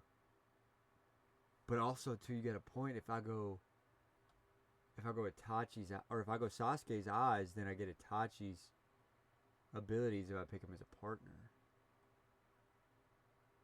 see, depending on the moderate, like I'm not gonna lie to you, just with Itachi's eyes or Sasuke's eyes, I should say, you already get one half of Itachi's eyes Yeah. with the. But honestly, like at that tip, I'm taking hands or blades, bro, because we're getting busy over here. You know what I mean? Right, I got kind of lucky with that because I took Sasuke. Did I take Sasuke? No, I took Krillin. Yeah, you took Krillin. Uh, I may have messed up then. I thought I took Sasuke. I But took Sasuke. but even if you take Itachi's eyes and you take Nemoto as a partner, you have crazy speed. One, but two, you have like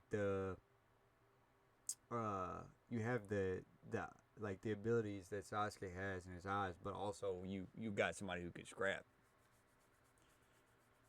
But even like Krillin. Okay, let me ask that question then. When it comes to Dragon Ball, you think a lot of those people are scraping whoever's in Naruto Yeah, just because like their power levels are so crazy? yeah. Dragon Ball scaling is kind of stupid. Like it's up there to the point to where like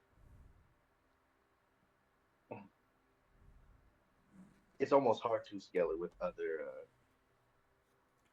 series. What was the one I saw? Who was it that went?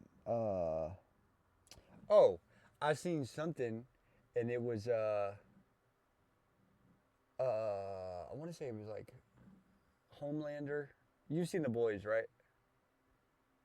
I have not, but I've seen some things with Okay. Homelander. Well, I seen something that was like Homelander goes into different universes to fight like the strongest person in their universe, and he pulls up on Ash, and he's like, "I heard you're the strongest person in this universe. Like, I want to fight you." And he's like, "Okay." And then he throws out like one of the new Jin Pokemons that are like time is like a time demon or something like something weird, and he's like, "What is that?" Yeah. But I mean, it's just like that concept is. I think Marvel to an extent broke that barrier of like trying to integrate things that don't really like. I feel like before Marvel and like the multiverse concept got put out, it wasn't a conversation we were having of like, hey, how would this person match up with this person because it's so different. You know what I mean? Yeah. Wait. What do you mean? So like, I feel like Marvel broke that possibility of like integrating different timelines and parallels in their cinematography to basically make anything possible, right? Because that's kind of the direction that Marvel's going now. Is like in Actually, this. let's get on that. Okay, but let me Let's let me get on finish that. let me finish this thought. So like Marvel makes it to where, in a way, in a sense, right? Well, not even in a sense because with like the Marvel Cinematic Universe, right? You got people like actors that have played certain roles in Marvel that are now playing different roles. So then they use those two different roles to like break a third wall to like jump into a different universe where the person's different. So like Steve Rogers, for example, Captain America. Well, in who's that? Deadpool and Wolverine, they have Steve Rogers, but he's not Steve Rogers. He's Flame On from Fantastic Four, right? So like they're That makes breaking sense. down that concept of like now these things are they can be combined, but like it's different. That kind of Okay. broke the thought of well, like what if this thing was like in the same unit? Like what if Ash was fighting Naruto? You know what I mean? Like that's not a concept that was really big before then. Granted, I feel like the Naruto, like when you comes to like big three, like those things have always been hand in hand. But I don't think it's as prevalent in society now, as prevalent as it is in society now of like combining two things that have no business being combined. But anyways, Marvel. Let's talk about it. What do you want to talk about? You know I'm a big Marvel guy. Well, well, yeah, that's what I was gonna ask because I remember talking to you about it. I didn't know if you were you are Marvel over DC, right? Oh, 100%. And and Okay. and Q can try to fight it all the time, but then he always is like, "Yeah, you make a valid point."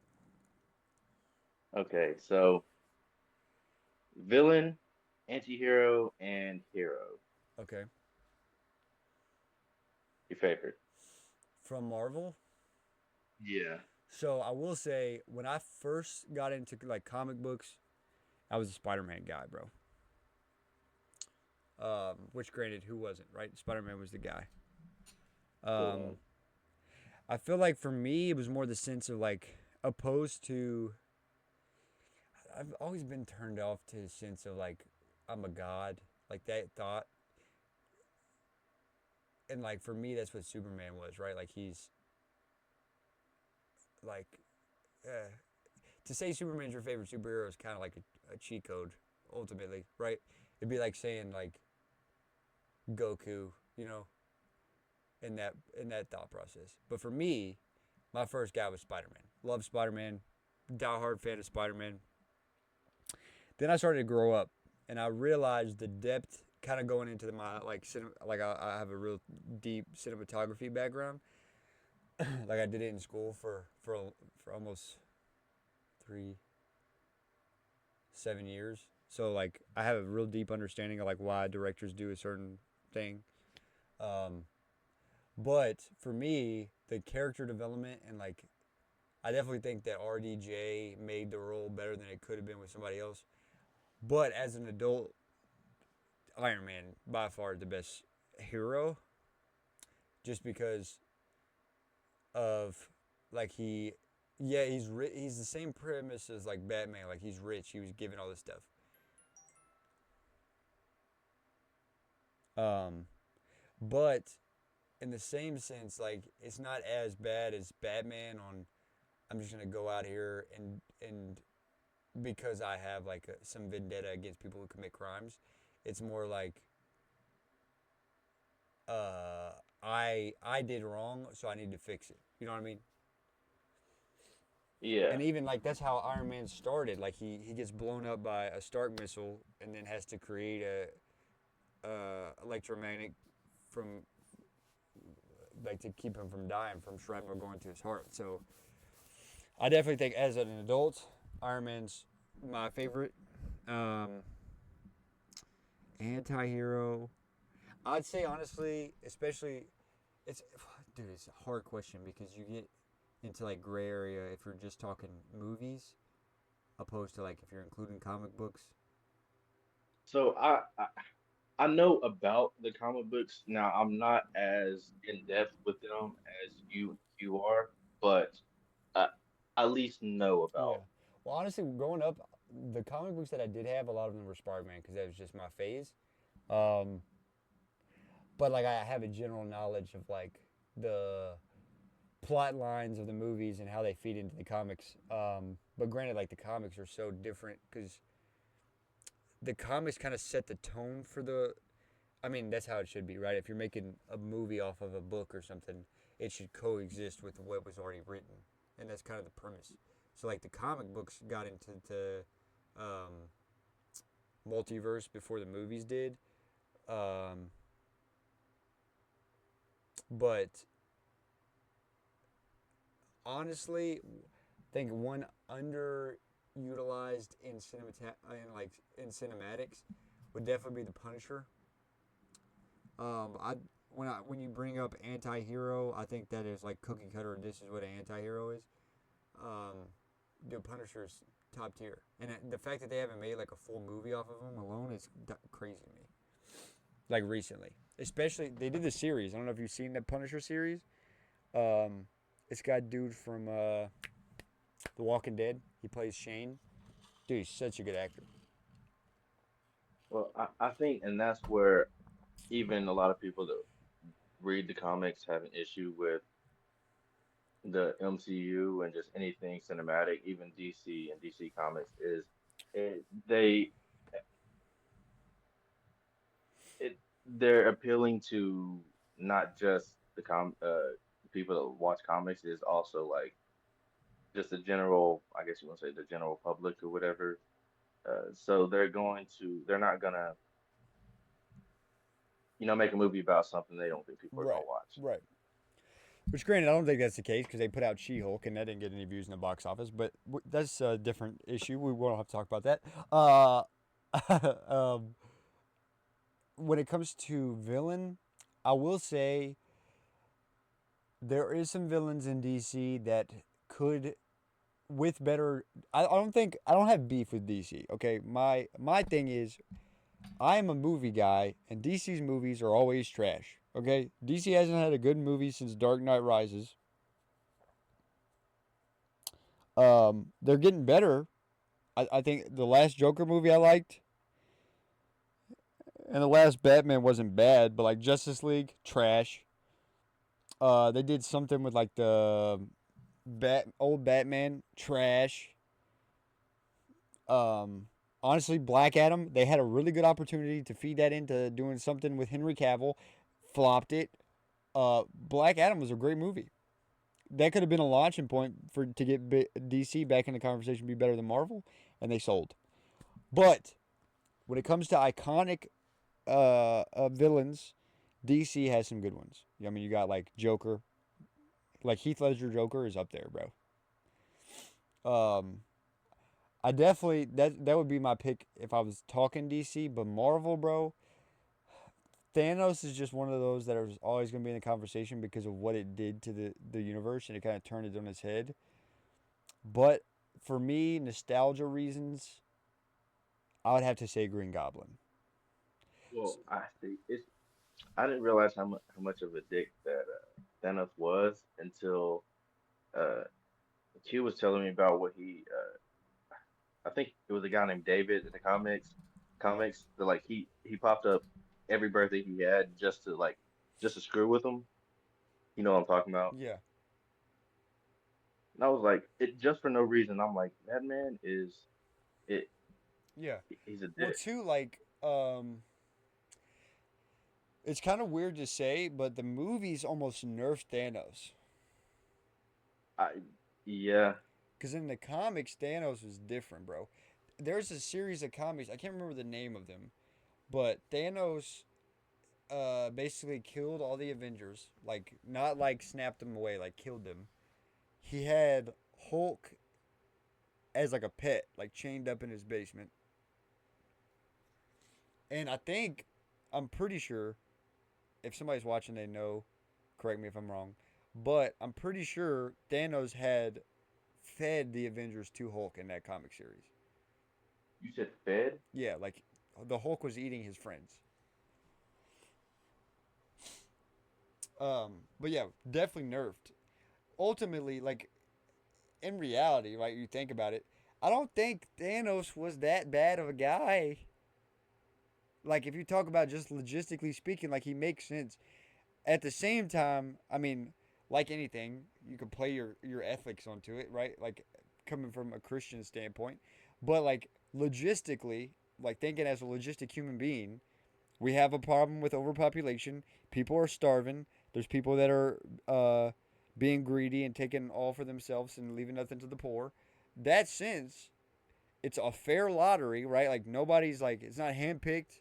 It's all fair. Just like a half the population is gone, and we can learn to live again.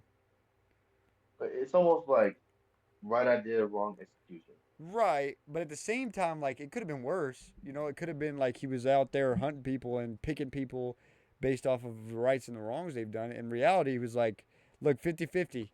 I'm not picking who, just 50-50. Granted, the thing that plays, if you really think about it, right? The thing that played the most into people, it's all connections, right? Like if you lose somebody, like it's the same concept of like if somebody dies, right? Like you're really close to somebody and they die, it's gonna mess you up. But it's like your like human connection to this person.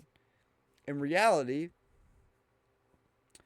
if nobody ethically is it right? No, but at the same time, in a sense, it is. Like he's trying to help people that are starving, and that's one thing too that people don't really take into that. 50% of the population. That means some people that are homeless and starving are dying too. You know what I mean? True. Well, well, if you go back and look at it, 'cause I know you said he wasn't wrong for it and stuff too. I mean, the whole time he was going against the Stones, he didn't. I mean, he may have killed like one or two people, but he didn't intentionally try to kill anyone. No, he If you didn't. look at it, He didn't even. He didn't. The only person who he like killed, I guess, in air quotes, would be Vision. But Vision's not like a human being.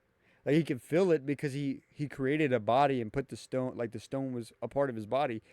But like in a way, I mean, Vision was basically a computer that they made into a human being. So like he didn't really kill anybody. Everybody else, it was just like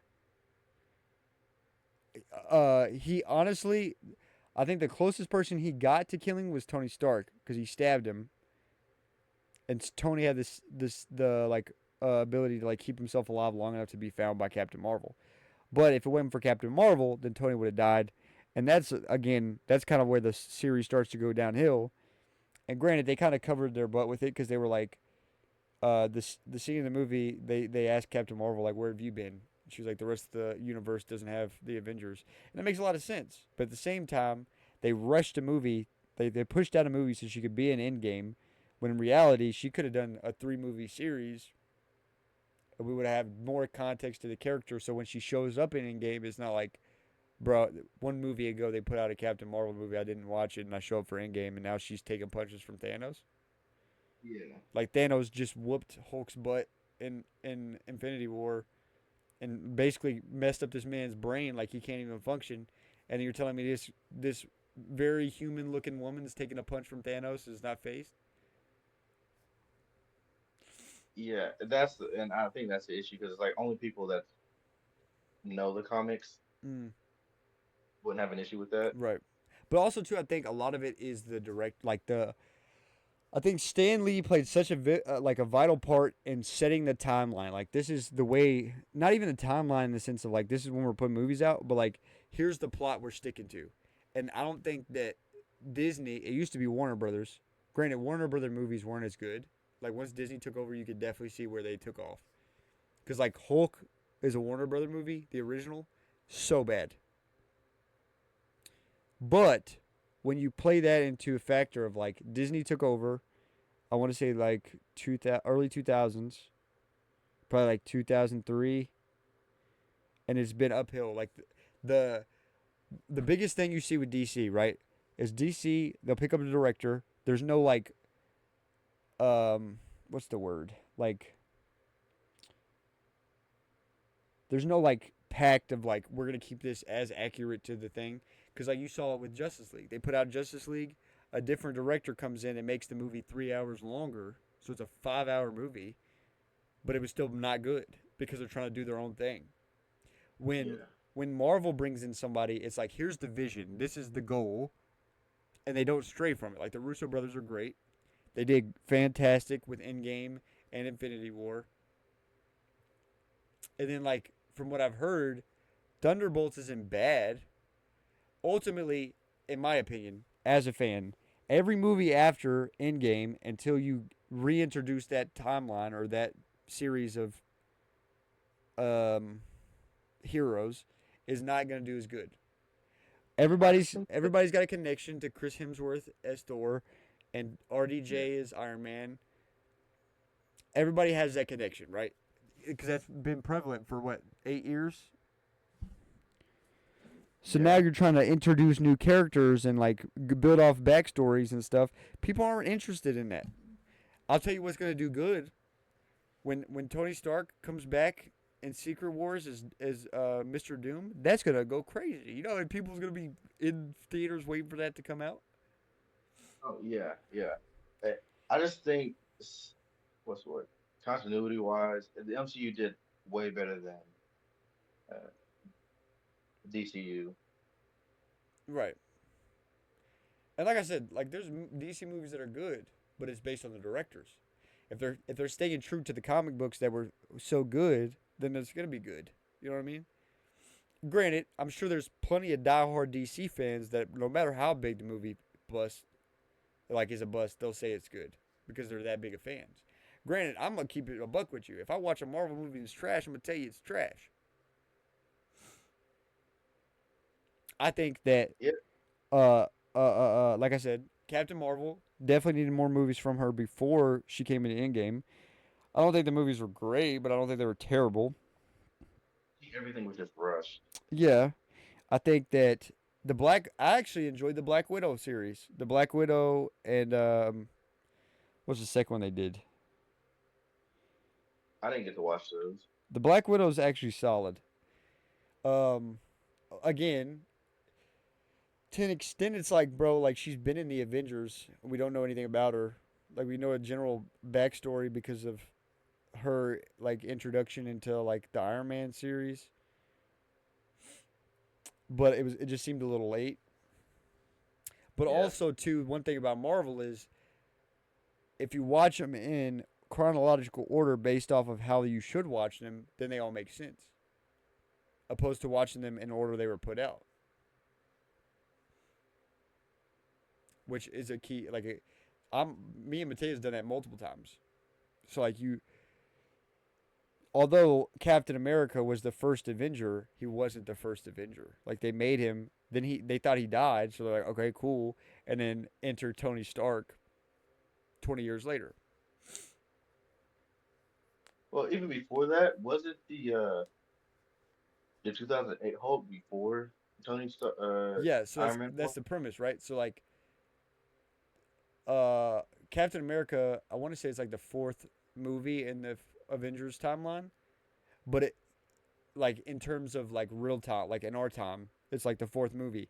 But in reality, Captain America, the first Avenger, is the first movie in the series. That's what starts it because it's based off a chronological order in the movies. And like 1935, what World War One, like that's the time frame. Now See, you are correct. The first movie that they put out that plays into the Marvel like series, like the Avengers series, is the Hulk. That's like early 2000s. yeah, and they tried that with the X-Men movies, but like, Right, man, and so that's Warner Brothers. You get me? So like Warner Brothers, they made good movies, but it wasn't like let's respect where this is coming from. You know what I'm saying? It was just kind of all thrown together, and then like there's overlap and like characters are misplaced. You're like, what is going on, bro? Like these are good movies, but like they're not. They don't make any sense to the timeline that we lived in. But again, it's kind of the same premise as Marvel. Marvel put out movies just in random order, but if you watch them in the correct order, like X-Men, I want to say it's like First Class or something. That's like when they're young. So like you watch that first. There's a chronological order to watch them based off the movies, not off of when they were released. even before that, I think X-Men Origins is before that when Logan was Well, no, it was because showing on like so First Class would be before that because that's when they're teenagers. That's like Professor X and Storm. That's when they're all teenagers. And then X Men Origins, because I think X Men Origins came out before that. Which again, at the time, you're watching these like ultimately at that time, like I'd say early 2000s to like 2010, the focus on superhero movies were based off the comics, right? So like DC was doing it. You look at Dark Knight, you look at um, Batman versus Superman, like those early 2010 movies. they're more focused on the comic book scene, right? Where after 2010, you get a new wave of people who don't know anything about the comic books, but they enjoy the plot lines of the movies, right? Like they go and watch Captain America and they're like, oh, okay, I like Chris Evans as Captain America, and that's what they know. Oh, I didn't even think about it like that. Yeah. So like for, I mean, again, that kind of feeds into like there's so much. I would hate to be in the like cinematography industry just because of how many changes you have to make. Because you could start a movie, say like a movie's gonna take 5 years to shoot, right?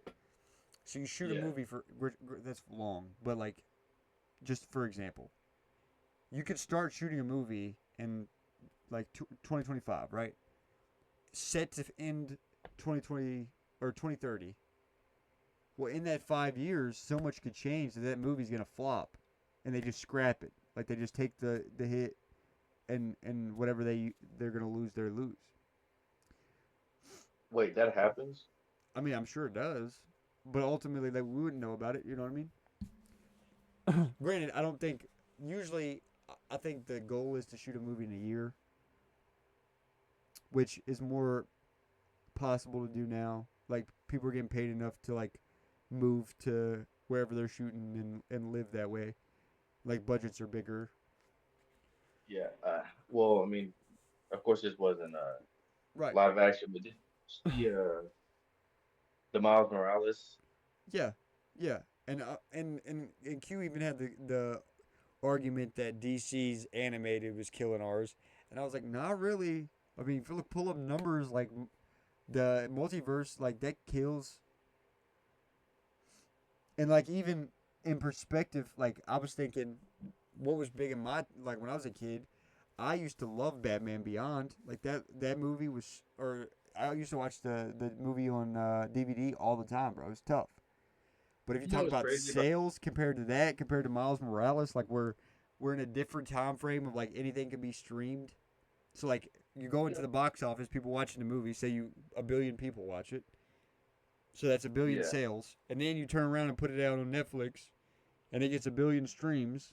So you're at 2 billion, opposed to something that was early 2000s you had to buy on DVD, and you sold a million copies. Like that, it's not even comparable. You know what's crazy about that Batman Beyond? You know we got screwed out of the getting a Spider-Man 2099 animated series. I didn't know that. It's because well, it would have been too similar to the Batman Beyond. You know, a Batman in the future, a Spider-Man in the future. Oh, That they scrapped it I say, I saw a trailer today for Spider-Man Noir. like an actual series. I don't know if it's a series or a movie, but it was just a trailer. It's got Nicolas Cage in it, but it's like a throwback. My understanding is it should take place in like the 30s, 40s, which also again that's the area that this is the downfall that Marvel has created. With them opening the door to the multiverse, they could go back in time and redo a whole series and it still be What? accurate to the timeline because it's in a different universe. Do you get what I'm saying? How's that a downfall? Because so, it's just like oversaturation, in my opinion. So like we I, have, so like say for example, right? We got Tom Holland, right? Tom Holland's Spider Man, in my opinion, the best Spider Man.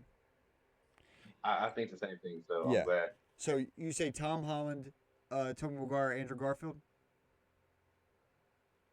So I think that Tom Holland has the best Peter Parker. I think it was it, and I think Andrew has the best Spider-Man. Okay. Actually, yeah. I think this is my opinion. I think Tom Holland is the best all around Spider Man. Like he's a teenage kid who also is like athletically inclined enough to be a good Spider Man. On top of that, he just fits the vibe of like a Spider Man and he's nerdy enough to like uh, to like tie into what Spider-Man, the premise of Spider-Man was from the comics. Or Tom Holland's the guy, right? I'd say Andrew Garfield awkwardness fits the Peter Parker side more because he's got that social awkwardness that Spider-Man thrived off of at his like when he first came out as Spider-Man, right? When it comes Yeah, to the actual Spider-Man, like just Spider-Man, I think Tobey Maguire takes the cake just because he was too old to be a teenager. Like, he was like 26, 27 shooting a movie. So like too old to be Spider-Man, like to be in high school. No. But like the way he carried himself when he was in the suit and like the things he did, that was Spider-Man to me. We're not far off, so but I think Tom Holland's the best one. And if you say, chat, that Tobey Maguire is the better Spider-Man all around, it's solely based off of gotcha. nostalgia. That's all it is, bro. You're saying Tobey Maguire is the best because that's what you remember as a kid. But guess what? Tom Holland's better. That's all. That's all I want to say, chat. But Well, so okay, off my premise, right, of how uh it's gonna oversaturate the market. So say Tom Holland Spider Man, right? They could go back and make a whole nother Spider Man series, but make Tom Holland a back like a NPC character in somebody else's Spider Man stint. So like say that they put Andrew Garfield and Tom Holland's universe, and Andrew Garfield was a Spider Man, and Andrew Garfield or Tom Holland was just there because it's not his universe to be Spider Man. You get what I'm saying? Like oh, that's what's possible with the whole multiverse thing. I don't think oh, it's not bad in the sense of like the potential that it could do, but also think about the potential bad aspects that could come from it. is it kind of like that the Miles Morales situation where Right, right. where Because he wasn't supposed they're playing into the good feature now, but I'm not saying. I'm saying like if it gets stale, like if something gets stale at some point in time, where like Marvel's like, hey, our movies aren't hitting anymore. Let's double back and try something different, right? The good aspect of the multiverse is they can bring RDJ into Secret Wars and make him Doctor Doomsday, right? So he comes in as Doctor Doomsday. We know him as Iron Man in the main universe, but this is a different universe, so we understand that in every universe there's a different outcome for every person, right? to. I wondered about that because, like, Doctor Doom is he's still gonna have RDJ's base. So, like, how Right. are they going to So do that? it plays Or under the concept that everybody it's like the butterfly effect. You've heard of the butterfly effect, right? okay, yeah. So it's kind of off that premise. So like in the sense, maybe his name is different. Like it's not Tony Stark, or maybe it is. I don't know what their plans is, but maybe his name is different. Like his parents' name was something different. Like his parents were broke instead of being rich. Um, he has some unknown trauma that's different than what he did as Iron Man, and then he runs into different circumstances that give him different powers than him getting them himself by making the Iron Man suits. So the core person, the face is the same, but like the backstory is different because it's a different universe and a different events that Okay. got him to where he's at. So the concept is hard. That concept, if you do it right, the idea is there of making great content and making good movies in the future. But if something gets stale and somebody's like, sales are down, they're not really doing as good as we should double back and change it and do like a bit. One bad idea is gonna mess up the whole universe concept. But I will say they haven't done that yet, especially the concept. I'm a big Phase 4 person, so like Phase 4 is you got Endgame, you got Infinity War, you got um, like all the Avengers movies. That's Phase 4.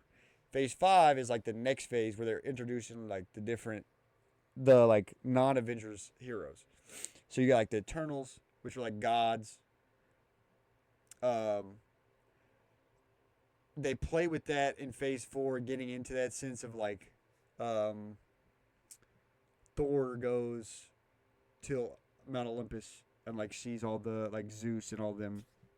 Like they play into that concept, and then the Eternals is like gods that were brought to uh they were brought to Earth by like an eternal being that basically your goal is to populate Earth and like plant these seeds and then eventually we'll destroy this planet and start from scratch.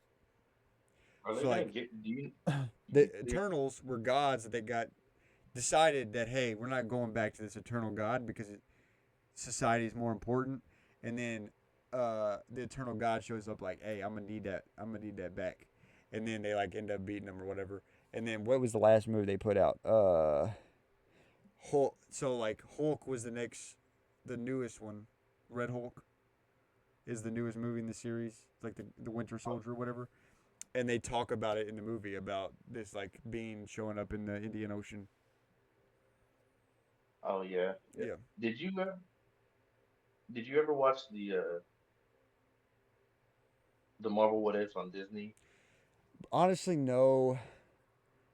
Just because it's like it's just gonna get my hopes up.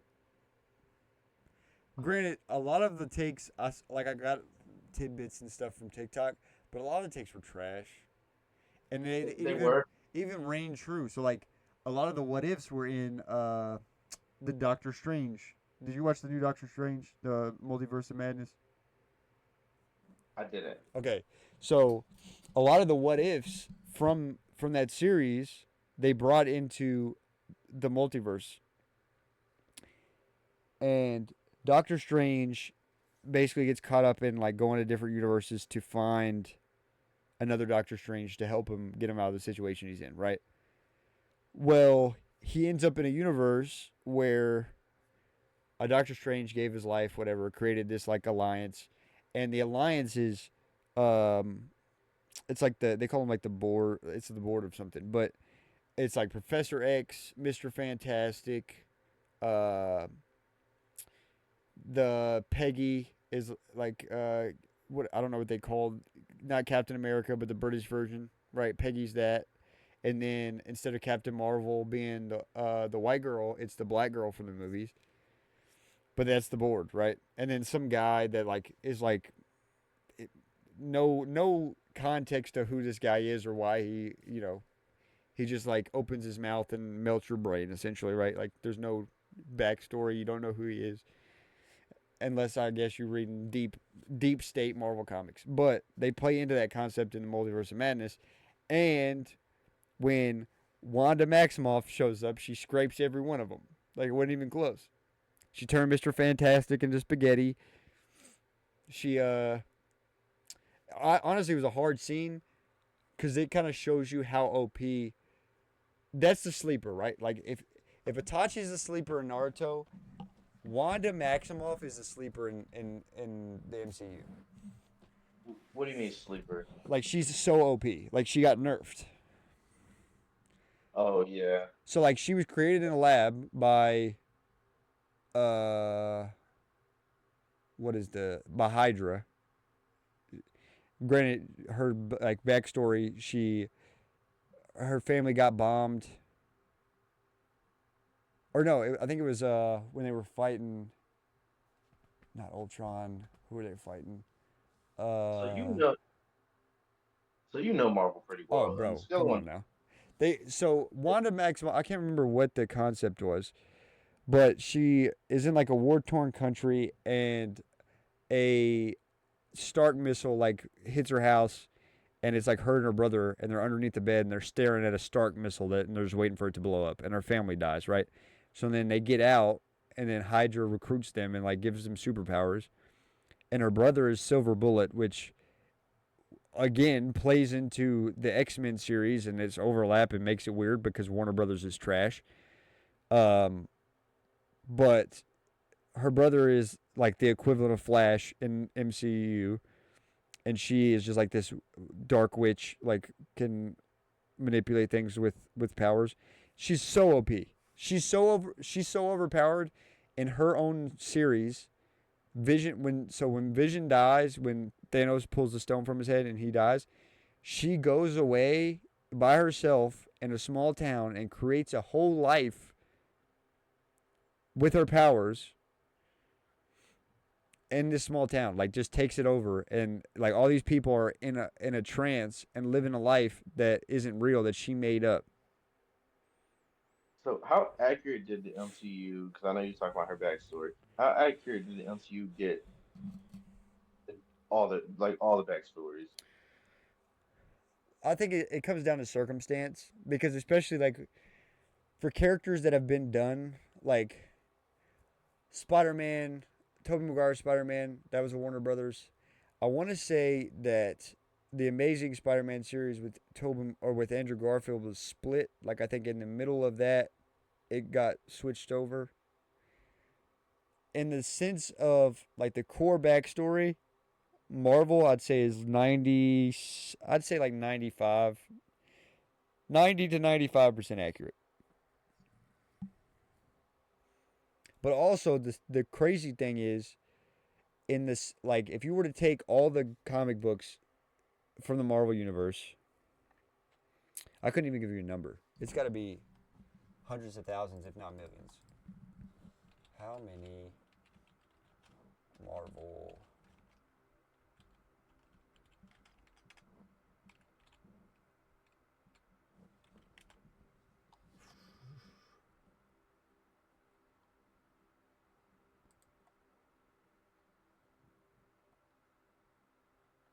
So like they can't even give you a number because they're still making new comics.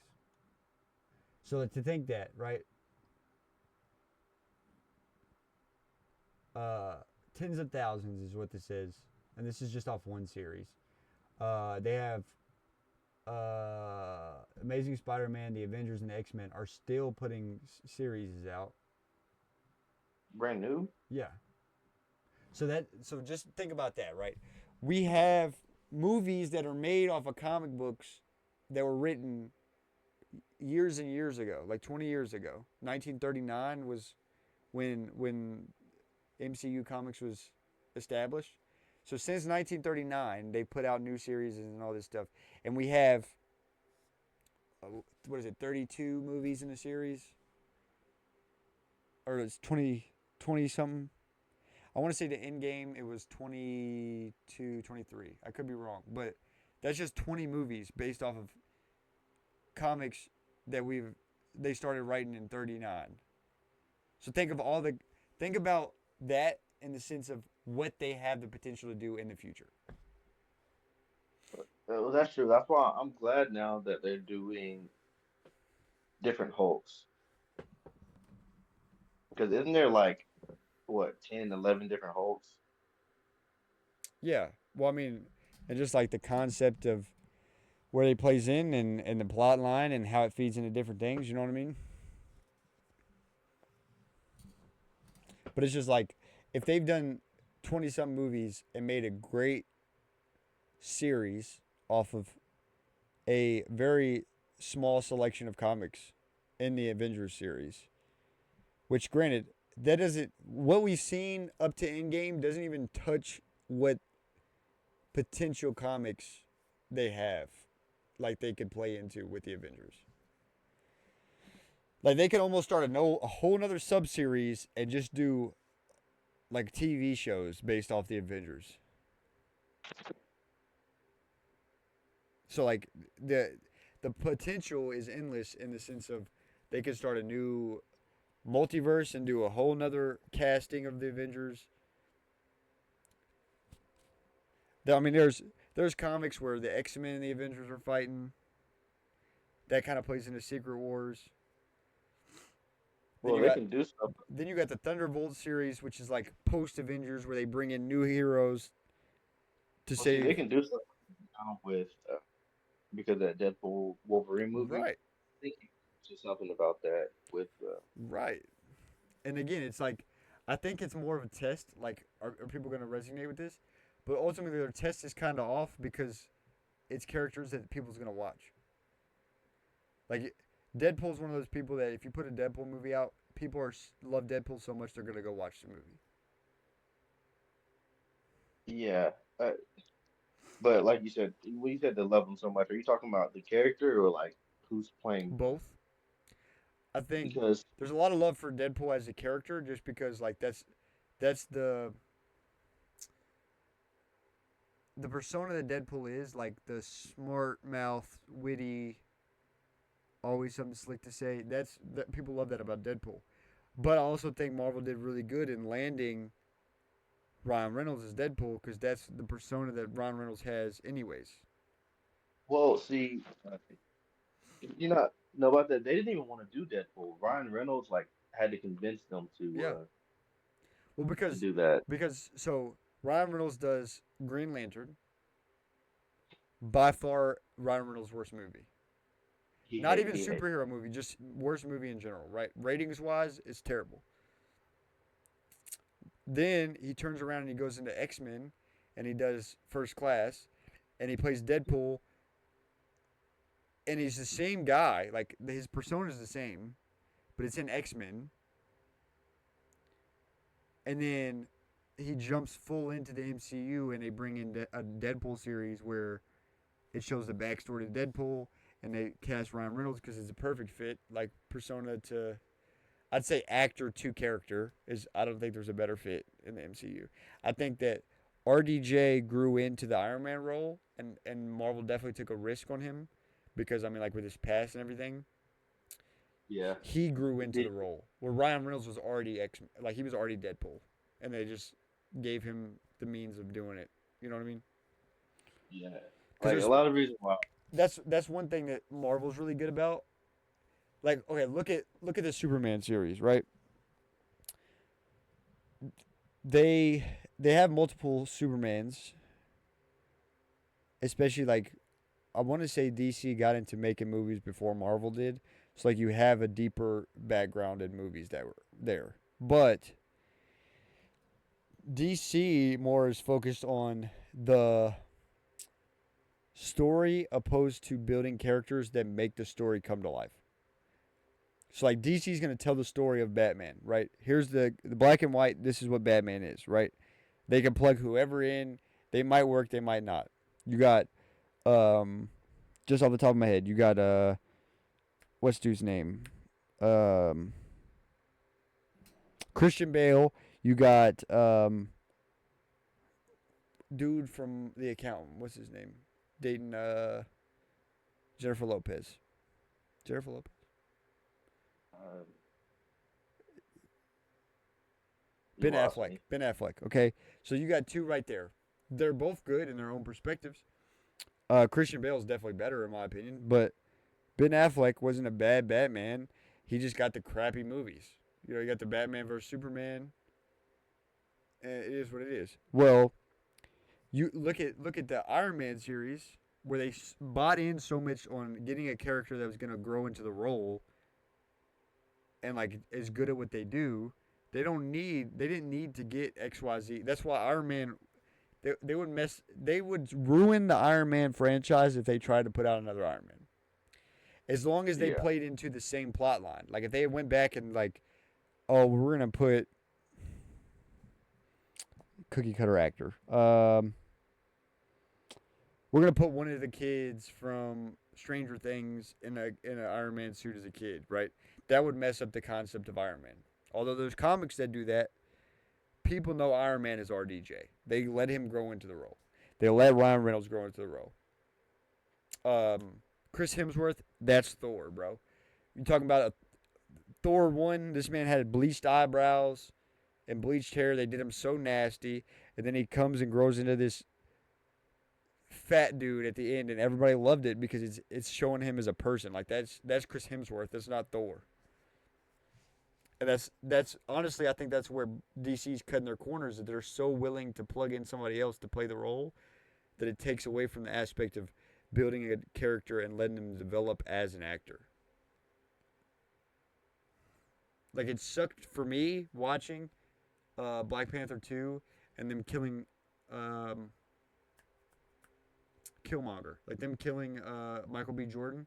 He had so much potential in that role to make that series so good, but they knew that Chad Boswick was Black Panther. Like he grew into that role so well, and like going through cancer and shot the second movie, he is Black Panther. So them killing Killmonger was basically a nod to Chad Boswick. Like you're the guy. There'll never be another Black Panther. And even in the writing room when they sit down to write, okay, well Chad Boswick dies in the middle of this movie. What are we gonna do about Black Panther? And they bring up Yuri, and Yuri's not like I am Black Panther. She's like I'm just trying to pass on the good legacy that my brother left. There's a lot of dynamics to it, brother. Marvel's so good in that sense. Because like think about it, Chris Evans' way, right? Chris Evans was Flame One, like he was Johnny, whatever Johnny Too Hot, whatever the hell his name was. In Fantastic Four, but you know, Chris Evans is Captain America.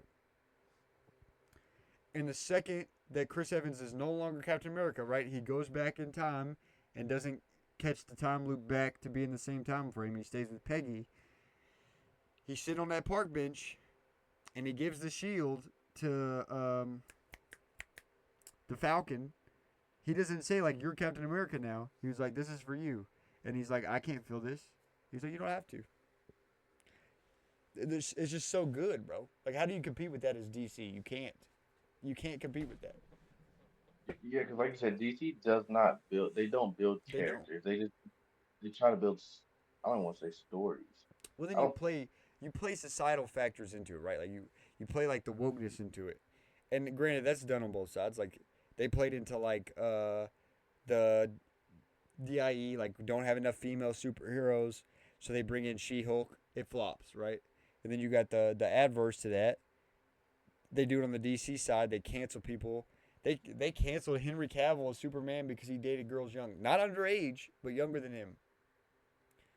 And Henry Cavill, in my opinion, by far one of the best Supermans. That's the reason that they. Yeah, I thought it was it was he. society canceled him because he dated girls younger than him. I thought he But just had. but you telling me you have one of the biggest names in movie history, right? In Dwayne the Rock Johnson as Black Adam, right? That movie kills in the box office, and at the end you have a post credit with Henry Cavill. You have a series made. You know, in that concept, you see that watching Black Adam. Oh, Henry Cavill is gonna fight Dwayne the Rock Johnson as Superman versus Black Adam, and then you decide to cancel him. Well, now you can't bring another Superman in, and they're not gonna take to that like they would again with Henry Cavill fighting Dwayne. So they just killed the Black Adam series. They're not gonna make another one.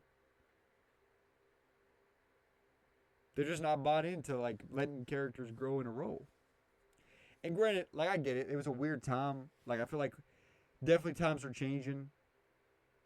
In the sense of America, like best way I've heard it described is like America's in that weird phase.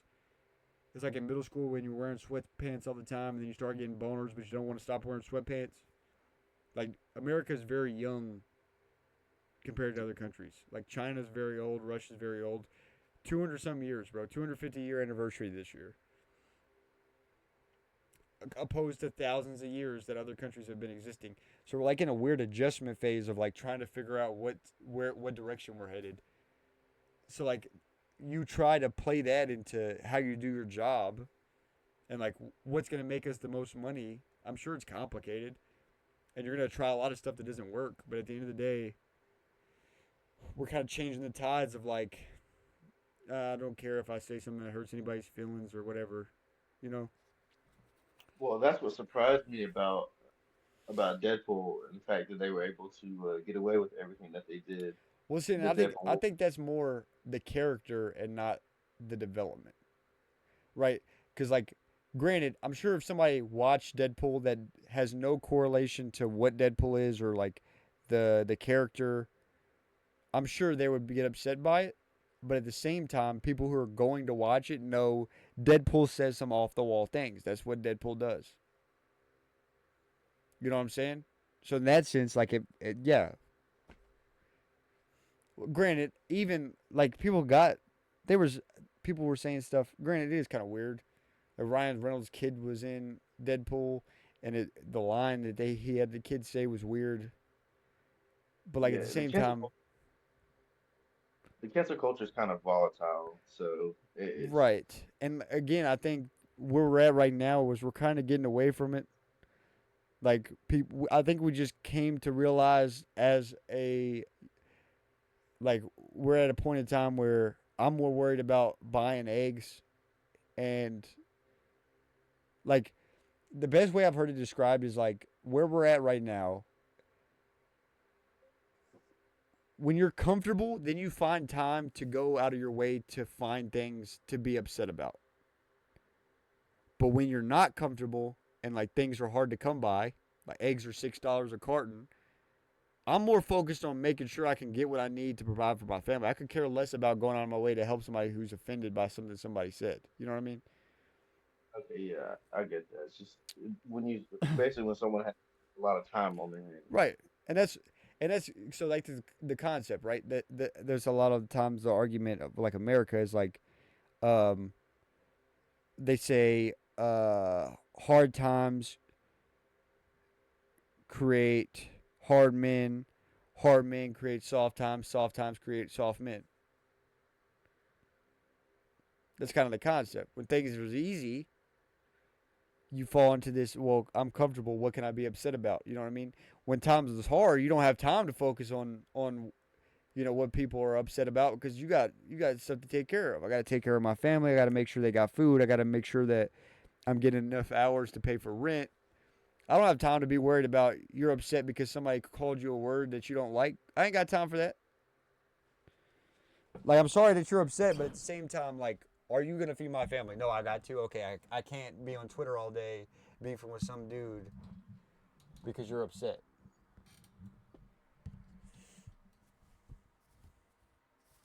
But ultimately, the core takeaway from that little tangent about society, there's only one way to get out of it, Job. And that is, I just had this conversation and I said it wrong, and my correction is the takeaway. There's only one takeaway. There's only one way to come back as a country, and that we have to start treating people like Jesus Christ. We need to live more like Jesus Christ to make living here more tolerable. Stop judging people. Let them live their lives. You live your lives. Love thy neighbor. Until we get to that point, bro, we're going to be so disconnected.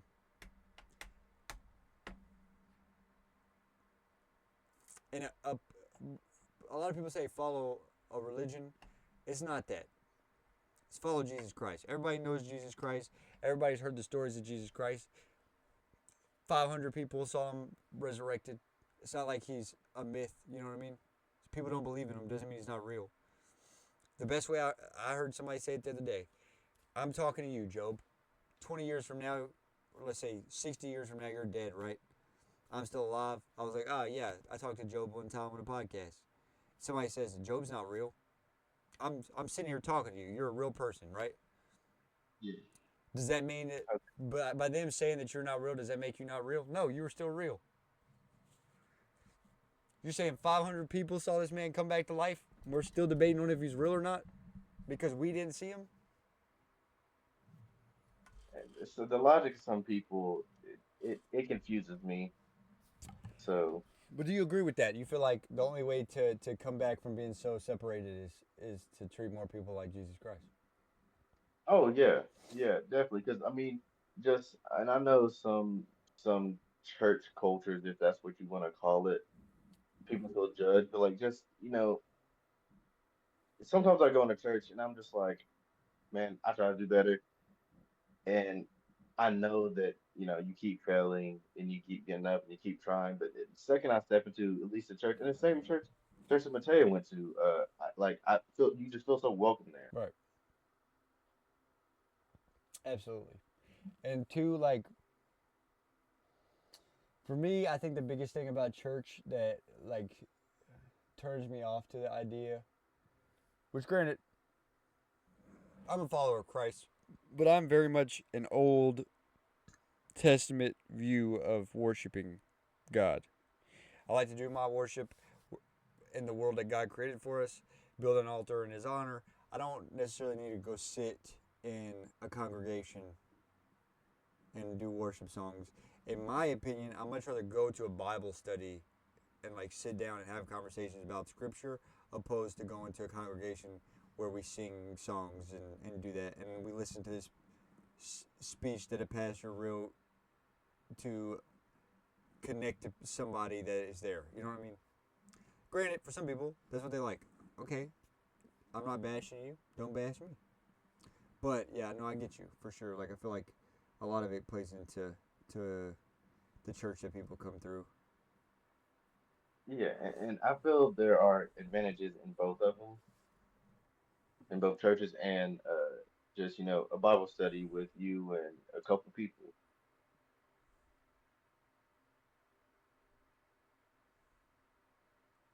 But at the end of the day, brother, I honestly, yeah, I mean, we're going based off Scripture. We don't have much time left anyway. We're in our last hour, Scripture wise. So I'm just gonna keep on living, keep on loving people. The biggest struggle comes with the human side of things. It's easy to when you incorporate so many things in society into kind of the way you think. That's the concept. It's a lot of cleaning that I have to go through to get to where I need to be. But like I know, like for me, when it comes to judgment, something that I definitely need to work on. For me, I feel like there's the worst thing you can commit is a crime against a child or a woman, and I think that those are unforgivable. And in that sense, I know that's the human side. I know that Christ, regardless, still loves them. They're still His children. So like it's something I keeps me on my toes, but I'm working on it.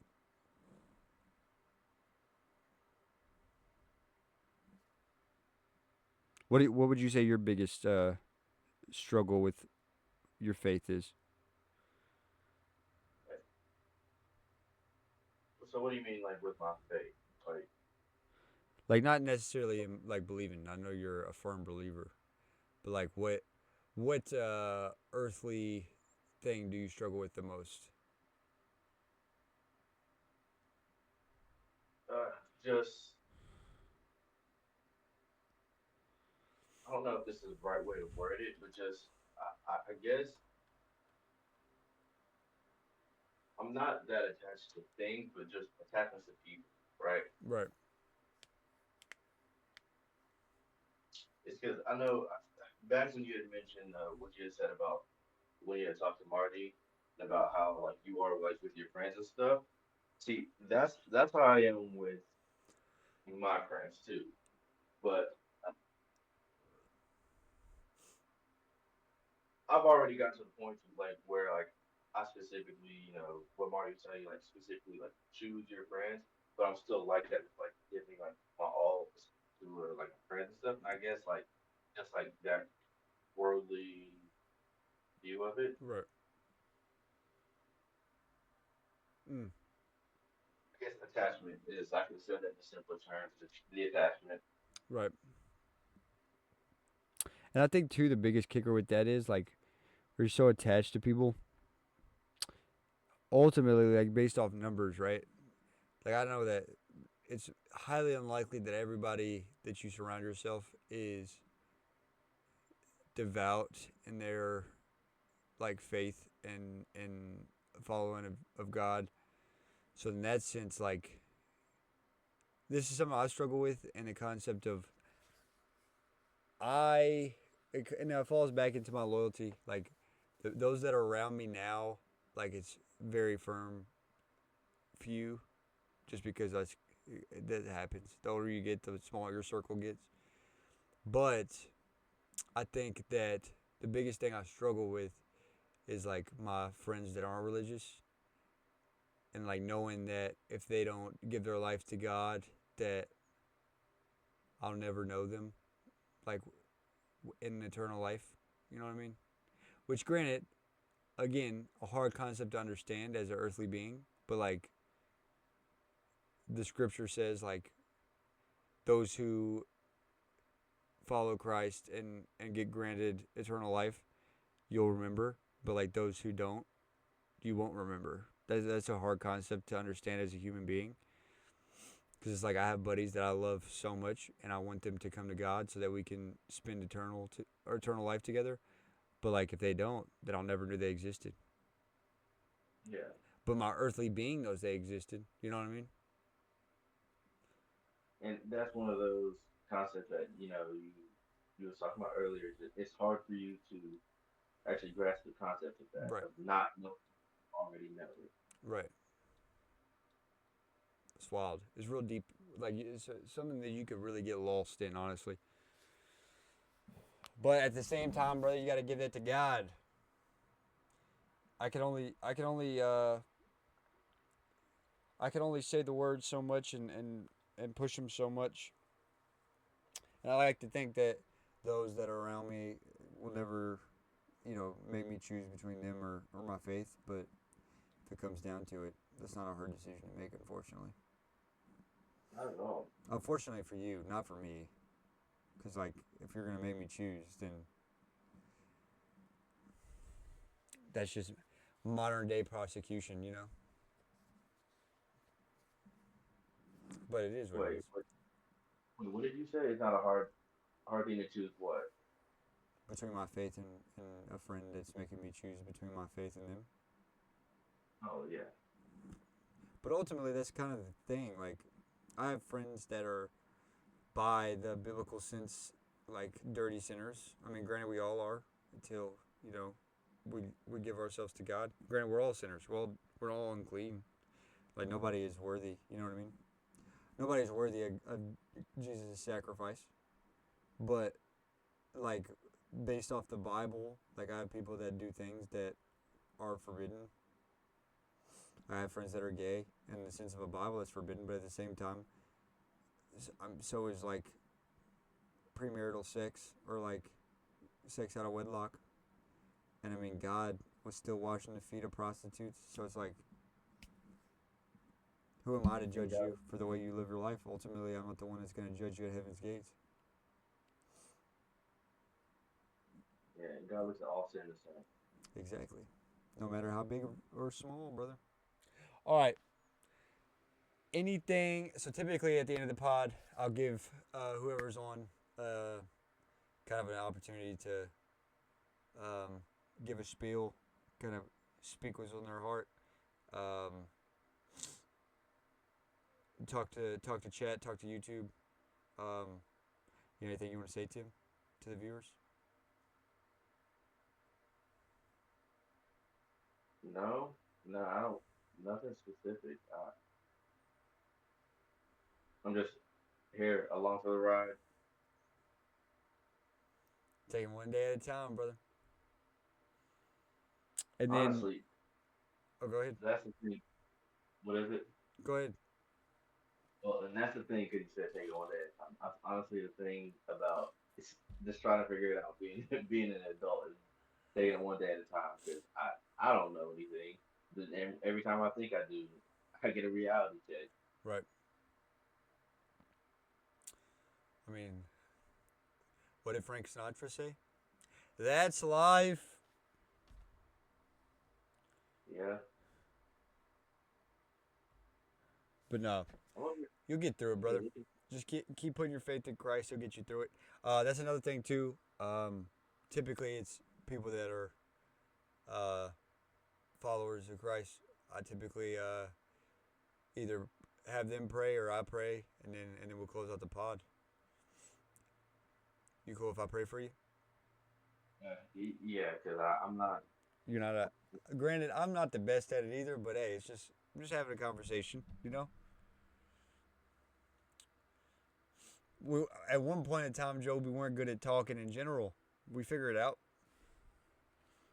Listen, I still stutter, slur my words, all this. I'm actually surprised that I didn't at all, or I maybe. maybe did and just didn't realize it uh, during this entire Yeah, man, podcast. I didn't So, catch one. So look at you, look at you. But yeah, yeah. I'll pray for you, and then we'll call it an episode. all right. All right, dear Lord, I want to thank you for this day, for this second in time. I want to thank you for bringing Job to the podcast today.